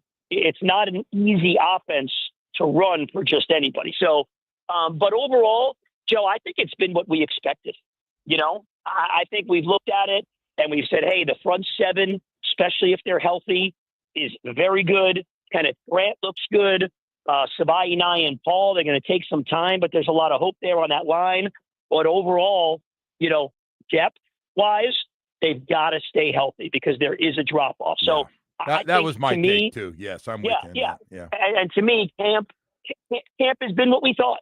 I think that's pretty much it. There's nothing that stood out. One thing on the positive that I'd like, dude, Jordan Brooks, they need a dozen of him, attitude-wise, what he brings to the table. So I thought, that was even a year later, a better pickup by Chris Greer and the Dolphins than we even thought during the season last year. They need more guys to adapt and adopt the philosophy and the toughness and the juice and the energy that Jordan Brooks brings. This guy's a leader. Yeah, he likes to get after it. And I'm glad I saw that everybody was talking about different things that weren't good, but they said leave Jordan Brooks out of that conversation because he was really, really good. Hey, the other thing real quickly. So Storm Duck continues to play well. And obviously, I think Ethan Bonner's slowly moving towards that number 2 slot and number 2 corner ahead of Sheffield and Jack Jones. Could you see that happening? And I know Jack Jones played more football than anybody, but man, I saw him. They ran the whole tree on him, man, the receiving tree on him, takeoffs, outs, ins. I mean, he got beat every way possible. Yes, that stutter and go is all over the place today where he beat him by 5 or 6 yards. What's your take on Jack Jones? Yeah, it was, and standing right there watching it, it was, man against boy. And, look, St. Brown, he doesn't get the same pub as some of the other guys, the Tyreeks, the Jefferson. St. Brown might be the best receiver in football, but still, you want to cover him better. Really good, yes. I agree that Ethan Bonner is moving up on the chart. There's a reason Jack Jones was still both on the field and probably maybe more off the field, was still available once training camp started. You usually don't get stars to come in after training camp starts. There's a reason they're not on teams. So Bonner ran with the ones, after the one-on-one drills quite a bit yesterday. It was Bonner and Duck. So, the Dolphins have had success in that secondary with some undrafted guys. And obviously they're both undrafted, but they've both been around for a couple of years. So I agree with you. We could easily see, Bonner and Duck in a few weeks in Indy at the corners, and maybe Hilton or Armstrong as the slot guy. I'm with you on that. Hey, before I let you go, any sight? I guess Cam Smith was back at practice yesterday at cornerback, or no? Well, he was back at practice. We're at number 24 with Smith on the back. He didn't do too much though in practice. So he's back. He's on the field. Dude, the best ability is availability. And if you're him, and you really got an interest, and I'm just going to call it what it is. You really got an interest, and you're going to be a pro, dude. You got to get out there and practice. Totally agree. I'm not a doctor, so if you're hurt, you're hurt. But at some point here, you got to prove that you can be available to the team, because if you're not, it doesn't matter how talented you are. If you can't play in the games, it doesn't do any good. I totally agree. Hey, Gold, I'll see you. I'll see you tonight, bud. Thank you for coming on this morning. I appreciate it. All right, Joe. Have a good trip. You hang in there. Yep. Goldie joining us. Steve Goldstein joining us this morning. The big ring, we call him now. The big ring. You get 2 of them. My boy got 2 of them now. The big ring, man. Steve Goldstein does a great job, and appreciate him coming on with us this morning. And well, you heard it. You heard all of it right there. Got to take a break here real quickly. I do want to talk about a couple of guys that are unbelievable what they do. I can't say enough about Harvey Cohn and Gary Judah. Yeah, friends, yes, first, but the partners of Cohn and Judah Injury Law Firm, personal injury attorneys in Plantation.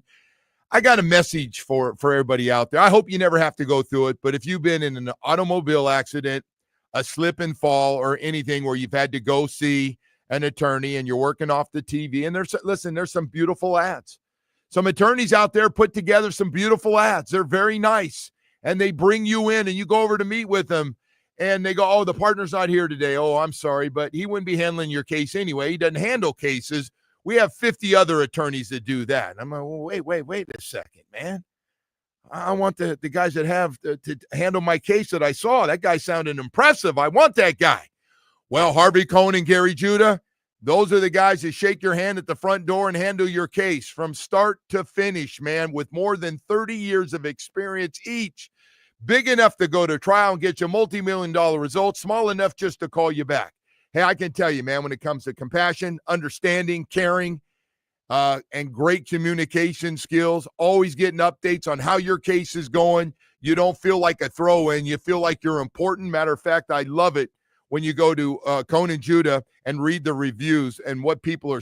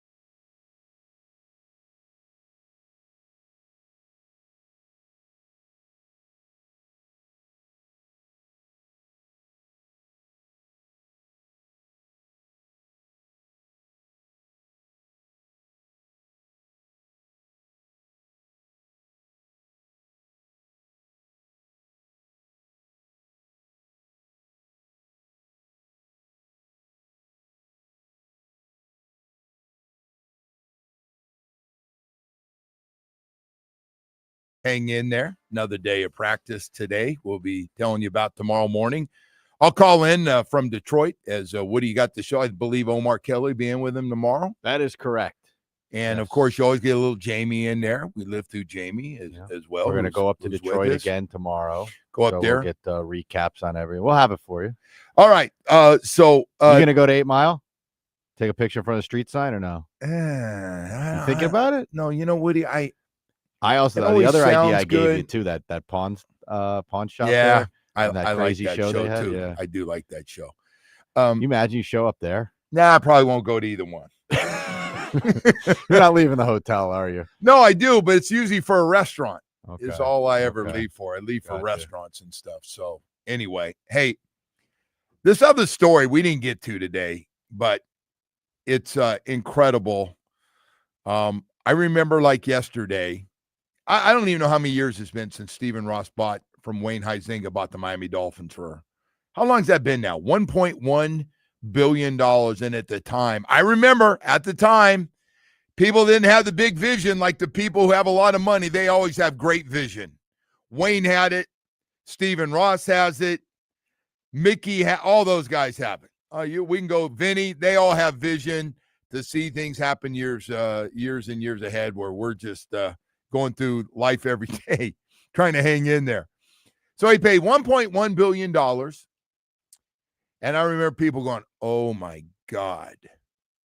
It's the most money ever spent. What is he doing? He'll never get it back.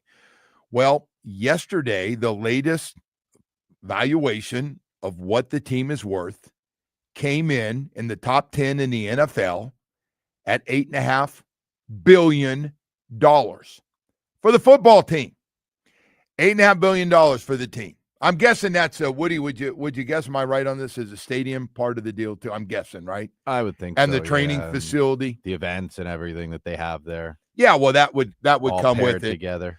But I got to tell you, when you look at, and I guess that's part of the property, but you look at F1, tennis, and everything else, it's got to be.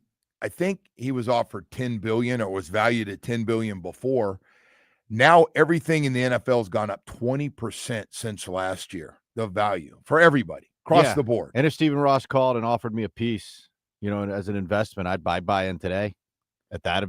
Oh yeah, because you just figure it's gonna keep going up. Hey man, look, everything the Dolphins have and do is elite, minus the football. You're right. They're first class and everything, man. We saw a concert there a few weeks ago. I mean, they are first class.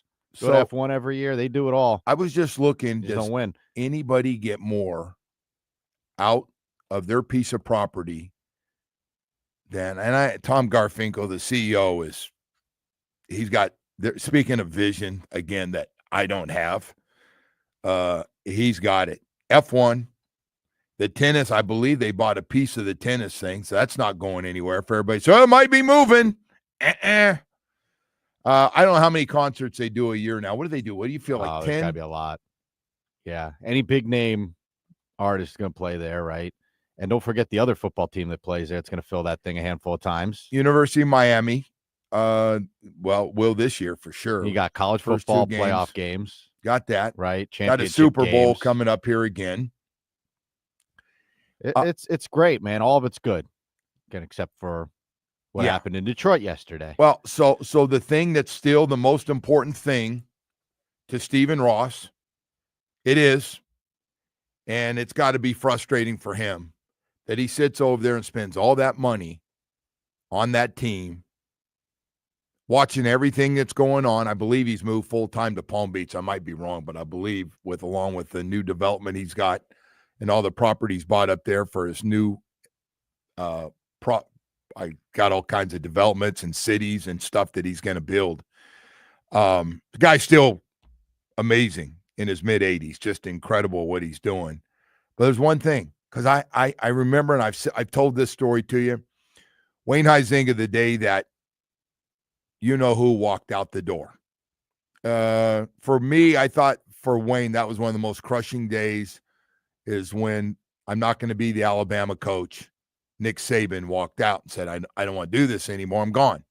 He went to Alabama. Deal was already done. There's no stopping him. He took the job, and the rest is history. But he goes, I've been successful at everything I've done. Everything. Remember, and what was Blockbuster Video? Remember that thing just blew up? He was in all these things, and everything he touched just turned to gold. And Wayne used to say, like Stephen Ross, grew up a Dolphins fan, all I want is this team to be able to win a Super Bowl. That's all. That would be the ultimate. I've done everything. I'm worth billions. I can't spend it all. Matter of fact, we lost Wayne and his wife. That's all he wanted. That's all the kids wanted. They just wanted to win a championship. And if you were to ask Stephen Ross right now, it's got more money than he could ever spend, ever. Alone, forget all the money he's made in development. Look at this thing. He just said not too long ago, I never thought this football business was going to be like this. I never expected this on this piece of property, what we've done and what Tom has done and what, the people. He's got great people working for him most places.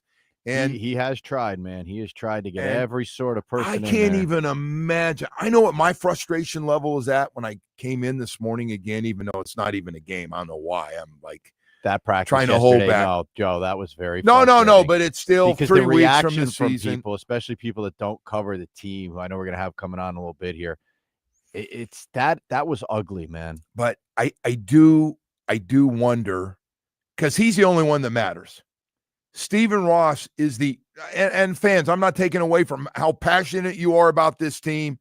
Listen, nobody takes losses harder. There's 2 of us. Actually, there's 3 of us. O.J. McDuffie takes losses really hard. Kim Bocamper takes them really hard. I can't speak for all the other guys. Those are the only guys I see. And I take them. I'm usually in a crappy mood on Monday morning, besides being tired.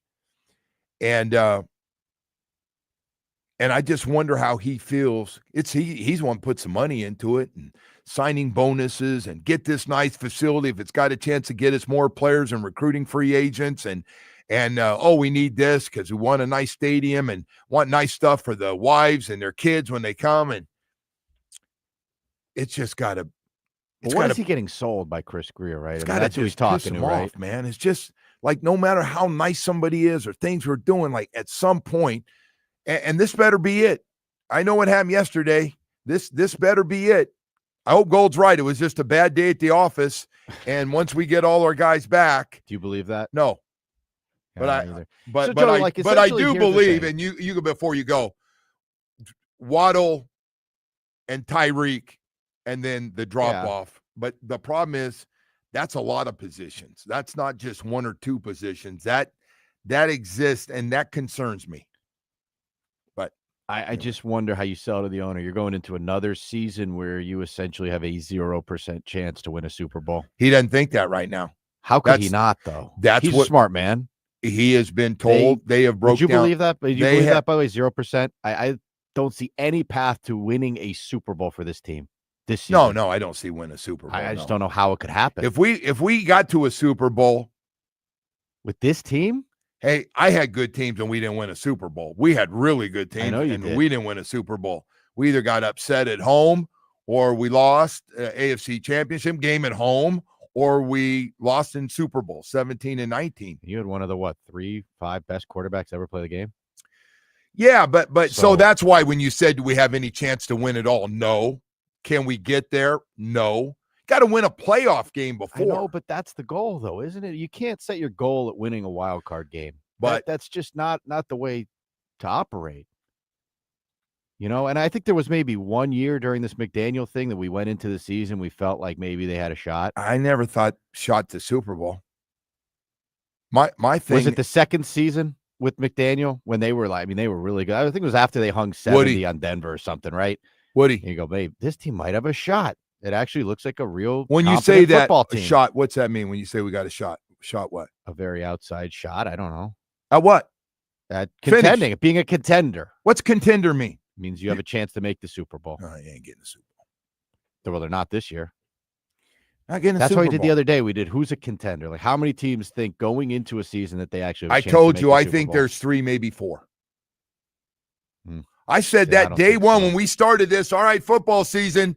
There's 3 teams. There's 3 frontier teams that are out in front of everybody. Kansas City, Buffalo, and Baltimore. And I got to give, I don't know, I'm on this Denver thing, man. I think Denver's got a chance to move up the ladder a little bit, but I might be wrong. But there's 3.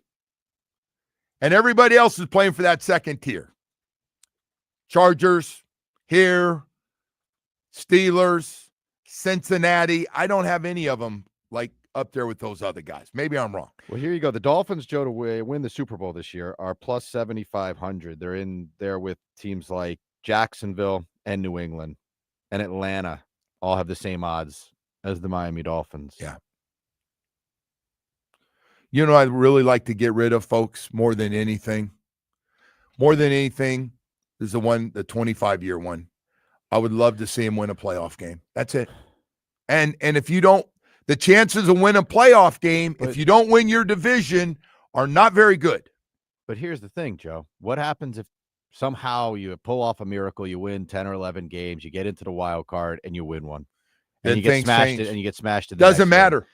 You've already done more than they've done in 25 years. So then we say run it back again. That's what's going to happen. Okay.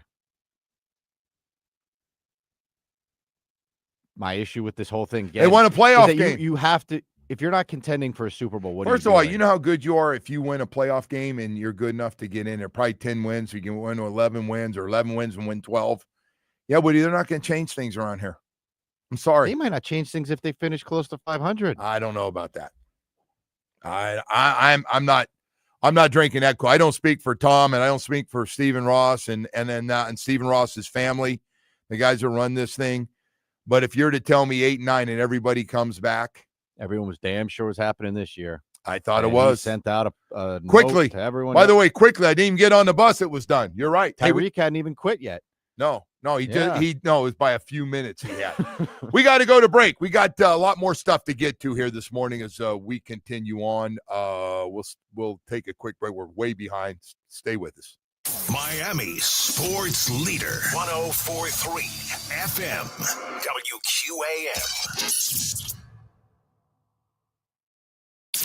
WQAM, broadcasting live from the Edmore Sawgrass Auto Mall Studios. Shop massive savings on a massive Chevy inventory, all backed by Morse at Edmore Sawgrass Chevrolet. Visit EdmoreSawgrassChevrolet.com. Chevy, find new roads.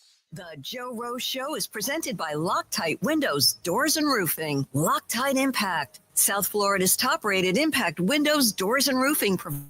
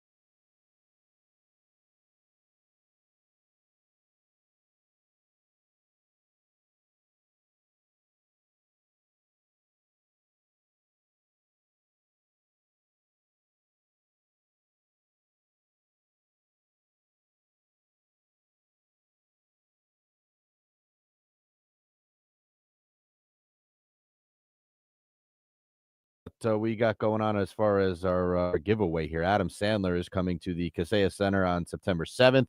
We have a chance here to win tickets. Text the word Gilmore, Gilmore, to 20357. That is Gilmore to 20357.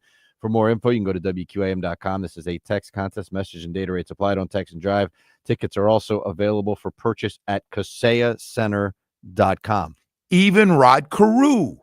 I love that. Even Rod Carew. He doesn't do the Hanukkah song at those shows mostly. He doesn't? No. Last time we saw him, he didn't. Oh. Disappointing, but not as disappointing as Happy Gilmore 2, but well, you've been down on that movie. I wonder how that thing's doing. Somebody else said it was really a couple of days bad. later, I was still upset about it. I was talking about it in the We car got you yesterday. upset about a lot of things, Woody. I was crushed. I don't know what's worse, the Dolphins practice or Happy Gilmore 2. Oh, man. I'll tell you what, I hope they bounce back so you and Omar don't have to hear about it all day tomorrow. I kind of want to send you off to Detroit with some of these texts, but I really don't want to get you all riled up today. I don't care. Look, whatever. I don't put the team together. I don't agree with all their decisions before the year coming back. I made it clear, but this is what it is. Somebody signed off on everything, and somebody told somebody that we had a chance to be really good. So I'm like, okay. And they're going, we got it fixed. We got a whole bunch of big guys that was going to take our biggest problems, the line of scrimmage. Okay. Oh, I'm just going, okay. And I'm back like, okay, I got a seat, same seat you guys. Well, maybe a little better seat. But I'm sitting back going, all right, let's see what's different. Let's see what's different. And they think they've done a better job with a backup quarterback than what they had last year. That was a big issue. We'll see how that goes. Well, I think that's a no-brainer. They certainly have upgraded that position. As bad as Zach Wilson looked in that game, I still think he's better than Skyler. Yeah. Although Skyler had the game of his life. That doesn't matter, the preseason. I know. I know. I realize that. So maybe by the way, Wilson will magically be good when the real season starts. So yeah, that's one like you could see through for 250 yards and like great. I saw him in Seattle less than a year ago. So did you want any of the texts or no? I mean, you're more than welcome. I just don't want you to get upset. Okay, you promise? I'm not going to get upset. I don't promise you won't get upset. Go ahead. This guy says, Hollywood, you notice when the discussion is negative about the Dolphins, Joe always wants to go to break. No, because he's more affected by this. No. But so you know, I'm usually about 10 minutes over. You probably don't tell him that. Like I'm not a very good format guy. But go ahead. I just wanted to send that to you. All right. So that's what somebody's noticed. That's good. Thank you for listening. Appreciate it. Company Joe last year. ESPN had the Dolphins 32nd in town. Now 2025, they've moved up to 31st. In what? FYI, that's second worst in the NFL. For what again? Talent. I don't know. Oh, I just read it because he called you Company Joe. Oh, I didn't know they had ranked the talent. It's so sad that this Dolphins, as Dolphins fans, we've set our standards so low. I agree with that. You totally just did that last segment, though, man.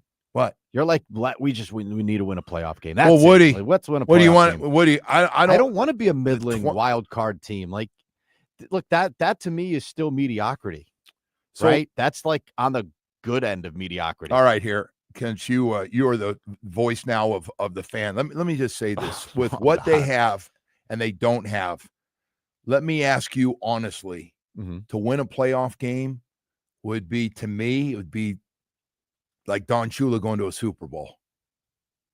That's how far you can't approach this game like that. You just can't. I'm sorry, man.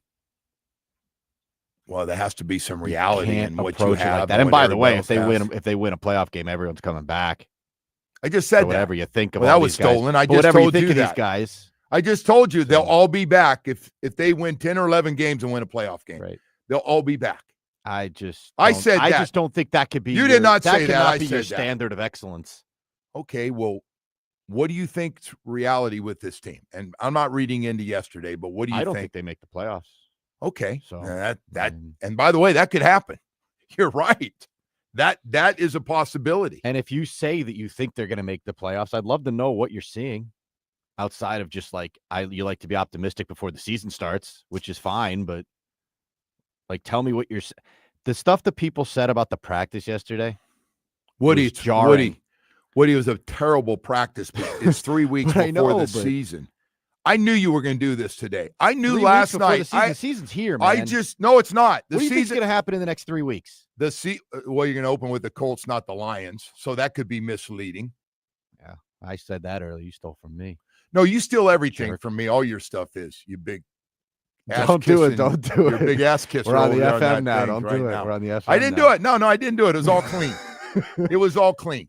Can I go to break or When is is this your in flight the middle? leave? Let's get you out of here. Well, I got to tell you, you and I need a break from each. Are you going on another vacation or two for 2 weeks? How's the ticket sales going? For I'm what? sorry, I'm sorry. For I don't know, Woody. What do you think? I go around looking to see how they're selling tickets? Is that your thing now? You're going to think like I'm like I do the games. That's it. I don't work. By the over way, there to in this the guy who ticket. said the 6 teams have a chance to win a Super Bowl, you don't believe that, do you? There's Who? got to be more than that. Eagles, Chiefs, and then the AFC and these other like Ravens, Bills. Don't you to think win a teams like, Super Bowl? Don't you think teams like the Rams, the Commanders, the Packers, the Bengals, the Broncos, the Texans, the Bucks, This guy said 6 teams. Steelers? Some guy said 6 teams have a chance. Yeah, 3 in each conference. Don't you think all those teams I just named are like in camp right now I that think they the have 3 a shot? guys are way out in front in the 3. Everybody, they're doing topics right now. 3 teams in the AFC have a chance to win it. The NFC is a little more open to me. Mm-hmm. So the Lions, but Pete Prisco came on, thinks Green Bay's better than Detroit this year overall. I don't know. I didn't see Minnesota's it. been very competitive. Yeah, I don't know right? about Minnesota. I'm a little concerned about The Minnesota. Bucks have made their runs. Nah, they're just The they're just Bengals, there. Yeah, no. Commanders got pretty close. Yes. Got to get that receiver back somehow. Niners. The Niners No, are always. I don't buy it, but I know. everybody thinks they still have a chance. No, I don't think. Yeah. I think the Niners have run their course. And they're counting on a left tackle and a running back that have had serious, really good in their prime. 2 of the best in their prime. I don't know if they can stay healthy either. That's a big if. You want to go to Detroit when we come back? Yeah. Oh, yeah. Shoot. That ought to be interesting. Mike Payton, A to Z Sports Lions beat writer, will join us. We'll talk to him. We'll really get everybody lathered up now. We get that done, and we'll get a little Goldie a little bit later on in the show. Is there anything else you want to add on here? Like just you guys, anything else you guys need this morning? Let me know because you're feeling so good back there. South Florida Chevy dealers feeling good every day when it comes to that SUV family and the truck family and everything. The all-new Equinox, the electric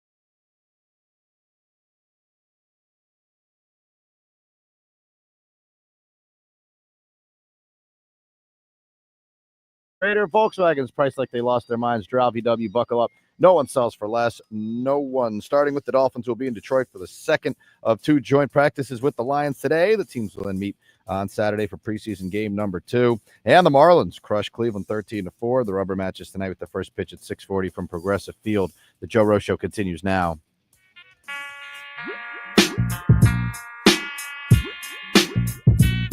And it is time to head out to the Toyota of Hollywood hotline. Shop over 2,000 Toyotas on sale at one location. Toyota of Hollywood on 441 between Hollywood and Sheridan. ToyotaofHollywood.com. All right, Woody, thank you so much. Mike Payton, A to Z Sports, Lions beat writer. Got to see whatever that was yesterday, and I saw the comments as we bring Mike in. The Lions are either really good or the Fins are really bad. And I can tell you what our fan base thinks down here, and most of it's not very good today. Thanks, Mike, for coming on. What'd you think about yesterday? Well, just like my tweet said, it was not the best day for the Miami Dolphins. If I were a Dolphins fan, I wouldn't worry too much. I mean, it's not the worst thing I've ever seen at a joint practice, but it was pretty bad. It was rough. What part, Mike? We've been talking about St. Brown chewing up Jack Jones pretty good, and the highlights are all over the place so everybody can see them. The stutter and go, the in routes, the out routes, the routes, anything. But what else looked a little lopsided? Well, coming into this joint practice, the Lions offense seemed to be struggling most of the summer. Struggling is kind of a harsh word, I guess, but the reason why I think we know now is that this Lions defense looks really good, and they gave Tua a lot of problems on Wednesday. Hutchinson sacked him twice. He got sacked by 3 times by a couple other guys. He was running for his life most of the day under pressure. The offensive line wasn't holding up very well. He dirted a lot of balls. He threw a lot of balls out of bounds. He threw a lot of errant throws. It just wasn't a good day for him. It's funny because Mike talked about the narrative out there that we're soft and we're not physical, and I think that's one of the reasons Mike McDaniel really wanted to practice against a Campbell team, that the way they've been and getting things turned around, I thought it was important. But I do wonder and how they'll bounce back today after the way things went yesterday and all the things around it. I was just curious. I heard the one-on-one drills were not great. The receivers for the Dolphins really struggled to get open and drop balls. Yeah, there was some sticky coverage definitely from DJ Reed and Rock Yassin and Amik Robertson from the Lions. But on the flip side, the Dolphins corners didn't have a very good day either. No. So it was very lopsided. I've never really seen anything like that. It was very lopsided joint practice. Yeah, you probably know down here we've been a little concerned about depth on the offensive line and the cornerback position, and I'm guessing that's pretty much what you saw yesterday, was struggling in both those areas. I was just curious. The front seven we thought was going to be a strength for the Dolphins, our linebackers and that defensive line, especially some of the young guys, including a first-round pick that they got in Kenneth Grant. What do you think of the front seven for the Dolphins? Actually, I thought there were some bright spots there. Before Chop got hurt, he had some really nice reps in individual drills. Unfortunately, he got hurt like on the first or second 11-on-11 drill, but he did actually force a fumble on that play. So, that's something that's good. I thought Derek McClendon looked pretty good too. Had a really nice spin move on the Lions backup tackle. Matthew Butler had a really impressive rep in drills. So yeah, I think there's definitely some things to feel good about on that defensive line. Hey, I want to ask you something about the Lions here real quickly, too. They're coming off 15-2, and they were still winning games with their defense. Seemed like a guy was going down every week on their defense out, and he was bringing more guys in, and they were finding ways to win and finally caught up to them in the playoffs. Their goals right now with what they've added and what they have on the team, they still, in your opinion, have a chance to get back and have a chance to get to a Super Bowl with that group? Yeah, I mean, obviously it's hard to win 15 games 2 years in a row. I don't think any team's ever done it, but I know that they believe that they can win a Super Bowl. That's the only thing they talk about this year. In the past, it was, hey, let's go win a playoff game, and then it was, let's get that first seed, let's win the division again. This year, the only thing anybody wants to talk about is winning a Super Bowl, and just the way that they practice and the aura that you can feel around camp, they're really serious about it, and I think they're ready to kind of make those steps to get it done. It is amazing. The national media and what they've said about that practice. I don't know if I've ever seen anything like this. I know you pretty much have said the same thing, that how negative it was for the Dolphins and obviously positive, but I don't know if anybody's really surprised after, as you said, they went 15-2 in the regular season last year. But yeah, man, not a lot. How do you think they bounce back today? It's got to be a little better. There has to be a little serious conversation at the hotel about, hey, want to get a little bit more before we get this preseason game out of practice number 2. Yeah, it would be nice if they went and got it Waddle out there a little bit more, maybe got a little Tyreek Hill possibly. I don't know if he's dealing with any injuries or anything at the moment, but he didn't really participate yesterday.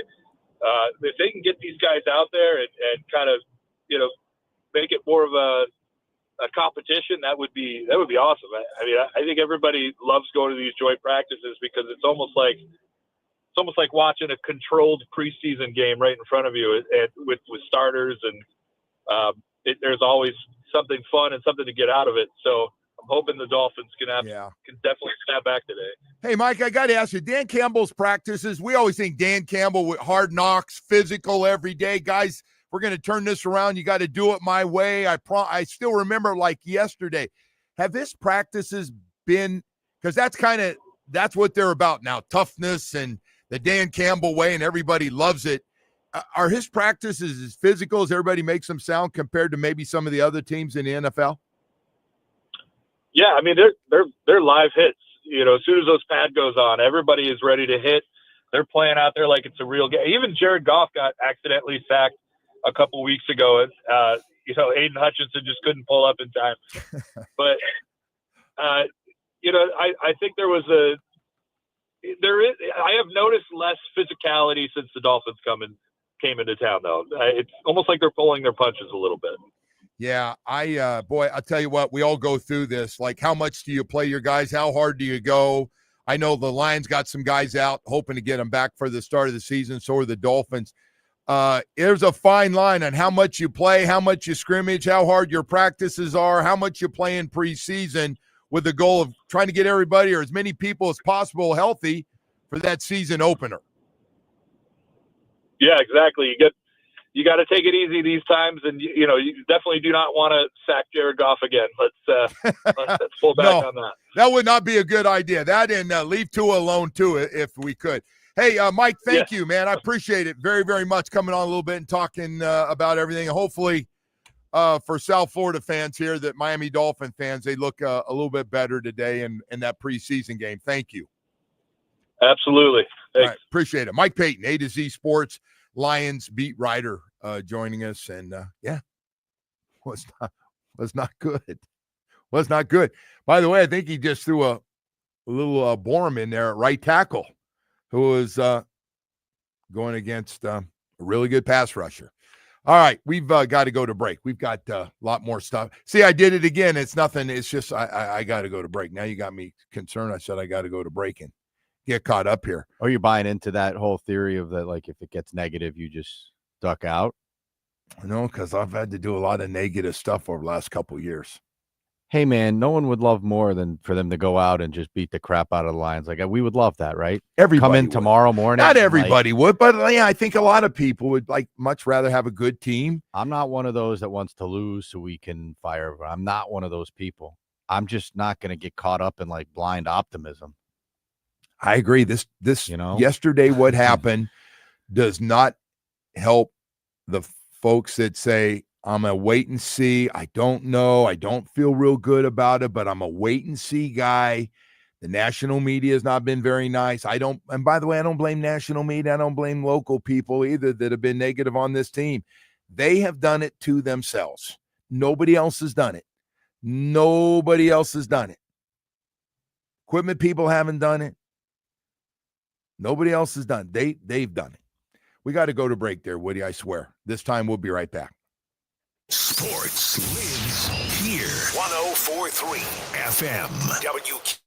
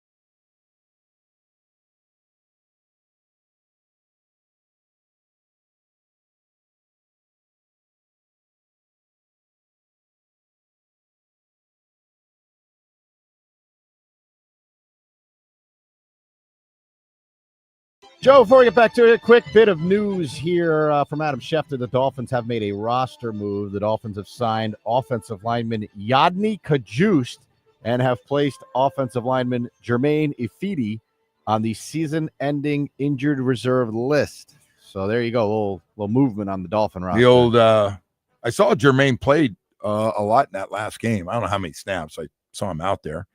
But, okay. He's not going to be playing anymore. I always like we sign a guy that he didn't play last year. Or the year before, or the year before. Ooh. So, all right. Well, you got to have bodies. Man, he's fresh. Fresh legs, bro. Got to have bodies. Got to have bodies out here for the next. Hey, man, I feel like we're not Next week far and a off half. from Omar's park thing at this point. Don't do the Day County Park. Don't do that to those kids. At least they're a little more like in game shape. Well, they would be that. By the way, these guys, anybody that plays one sport, especially football, the most amazing thing that goes on down here is I see these kids, most of them from Dade County, not all, that do nothing but stay in shape for football and do drills. There is nothing worse than conditioning and the conditioning they do up and down the hill. This hill over where I live.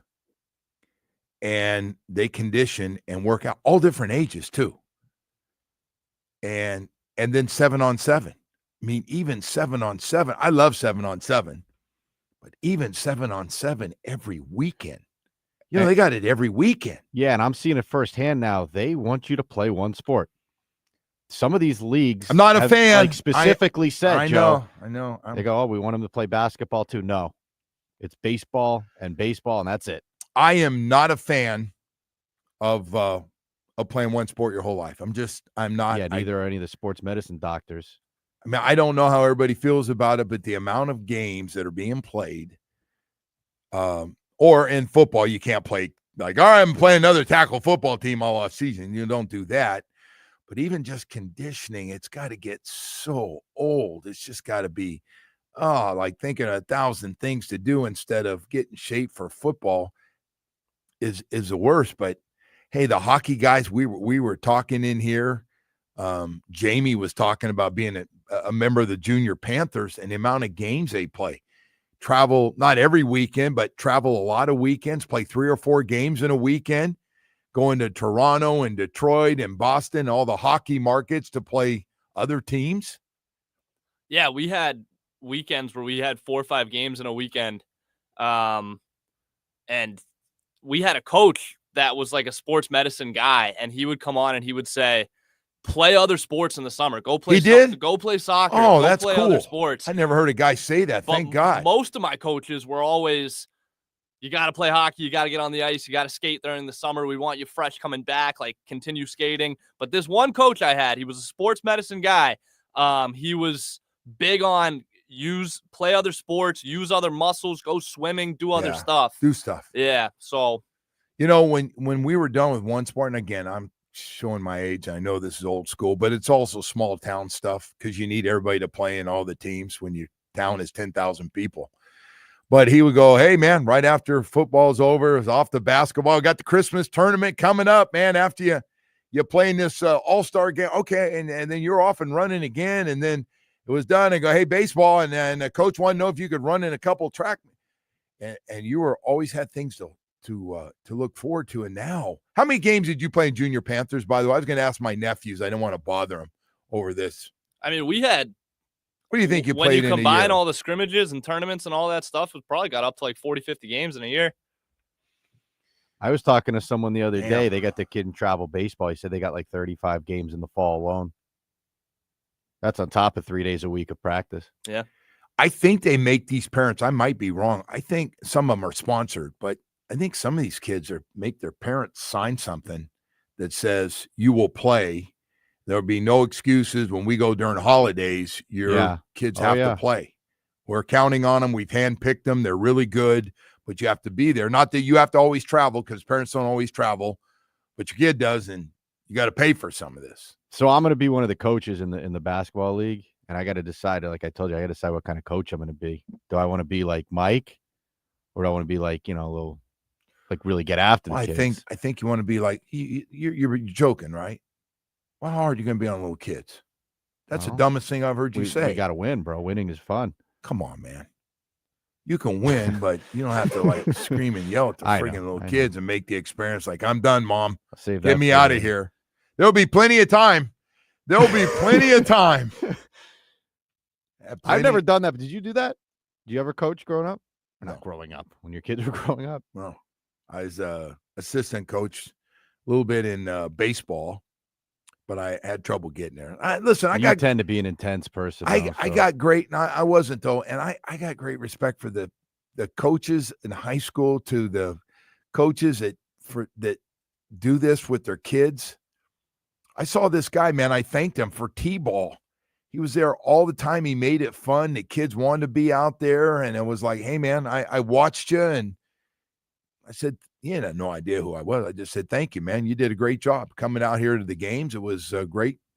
Not everybody wants to do it.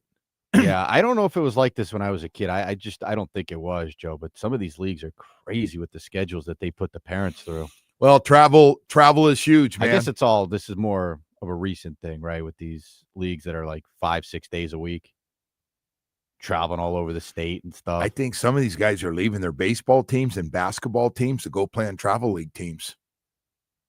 I think that's going on right now. I think that's also won't be the case in football, because they're not going to be travel league football teams. By the way, hockey's all club. Got to play club. Basically, got to play. And most of these guys leave home in Canada, like 10? Go live with other families and develop their game away from home. 561 says youth travel soccer 30 to 50 games a year between Miami, Tampa, and Orlando, plus 3 practices. It's a lot of time, and a little dollar sign in there too. Yes. God bless I can Mom only and imagine. Dad and whoever else got to get those kids there every day. I wonder, like, is this you have one kid to do this, right? Because we have 2. Can't be running around 6 days a week doing this. What do you Like, do? You got more than one kid, and if the one's not into it, hey, honey, you got them. Take one. I'll take the other. If you're divorced, hey, can we work this out? I don't know. What my dad did with me and my brother was, when he got old enough to kind of go on his own, he would just send him on the trips by himself, and then he would take care of me because I was younger. But there was another family that we were pretty close with, the Greenwoods, and every weekend my brother would go with the Greenwoods to wherever they were going, Chicago, Detroit, Boston, whatever. And the Greenwoods always went on the trip. Yeah, the Greenwoods only had one kid. We were very close with the kid as well. So way to go, Greenwoods. Yeah, shout out Woody and his family over there. Not this Woody, a different Woody. But then my dad would take me, and then finally I got old enough. I turned 16. I got a car, and my dad was checked out. He said, "Go do your thing." Yeah, that's it. Go, yeah. I saw my brother and sister-in-law give up a lot of holidays, and our family's close. My wife's family is close, and they gave up a lot. They missed a lot of stuff to go, and sometimes they go on the trips too. Or my brother-in-law would go, and my sister-in-law would go when she could to watch them. They were in a long time. Someone said playing one sport is a scam by the coaches to get you to work all year. I got to tell you, man, I don't think the football coaches help the situation either. Some of these football coaches go, you either run track or you're with us for football. They would give in to track. 786, my son plays with Sunrise Canes 13 under football. Practice Monday through Friday. God. At 6 p.m. Every game's at 6 p.m., I guess, Saturday. Wow. If you don't show, then the coach goes on the really good teams, go, hey, you don't show, you're not going to play. Yeah, we live in Miami Springs. We make that drive every day after work, at home 9:30 to 10. Wow. Yeah, it's tough, man. Hey, by the way, they told us, like, we were going to sign up for the baseball league. I don't say which one or whatever, but we were going to sign up, and they were like, this is it. This is the only thing he can do. I've never heard of that one. And we That's said the no. first time I've ever heard we that. said no. Because I want to try it. Like, he's too young. The kids are too young at that age. They have to try the other sports. I haven't heard that they they tell them this is it. This is all you're going to do. I tell that guy to whoever it is, I tell them to their face at a young age, are you kidding? You got to try different sports. He's 8. So I want him to, like, at least try some of the other sports and see what he likes, right? You got to try them. You got to try. And I'll just say this. once you start to see your kid, and I'm not trying to tell everybody how to, be a sports parent, but once I see my kid's not into it or burned out or like finds girls and says, hey, Dad, I want to hang out with my buds. I'm missing all these parties and stuff, and I'm at that age, and I'm just not as into it as I used to be. That's it, man. Okay. 561 says live in Palm Beach. Most sports rec leagues are dead or dying. There's either school or travel leagues only now. So that's what everybody's saying. Says travel teams are Colts. Travel league teams, they take the elite kids that really are, number one, they're into it. Number two, they're really good. And usually kids really, really good are really into it. And I hope the kids are having fun doing this stuff 5, 6, 7 days a week. That's all I can say, because I think obviously a lot of them not going to go pro, Joe. I think a lot of the kids that are good are into it, or they wouldn't stay good. They'd start to lose it and not want to go. And then you're fighting with your fam. I don't want to go.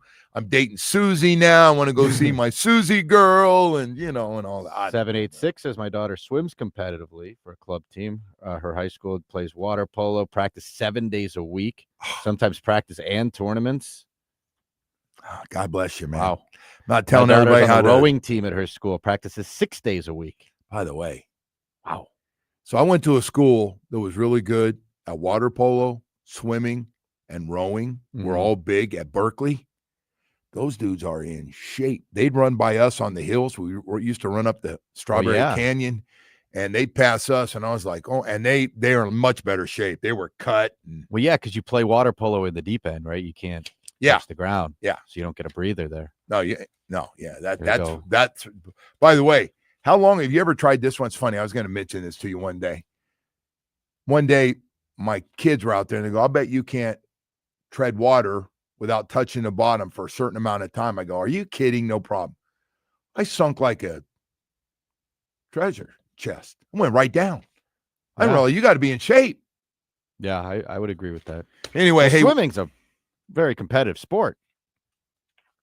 There's a reason that's what a lot of people for cardio do swimming. I'm just not a very good swimmer. Never have been. Grew up around rivers and lakes and pools. You didn't do any competitive swimming? Not very good.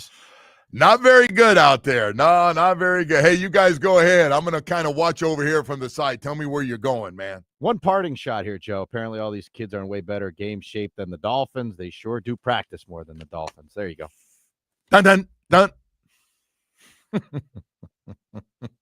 You got to love somebody getting creative today.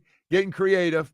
Well, listen, man, company man's got to hit the road. I'm going to be going up to Detroit. I will not be here tomorrow, but I will check in. I get some stuff and check Bring in us with back you. something good, man. I'll try to give you something. I'll try to give you a nugget or two. Bring us a win. Try to get you, my grandson would say, a chicken nugget. I try to get you a little Bring us a something win there. or an M&M shirt or something. But, hey, we got more stuff. We got Steve Goldstein going to join us next. He was at practice as well.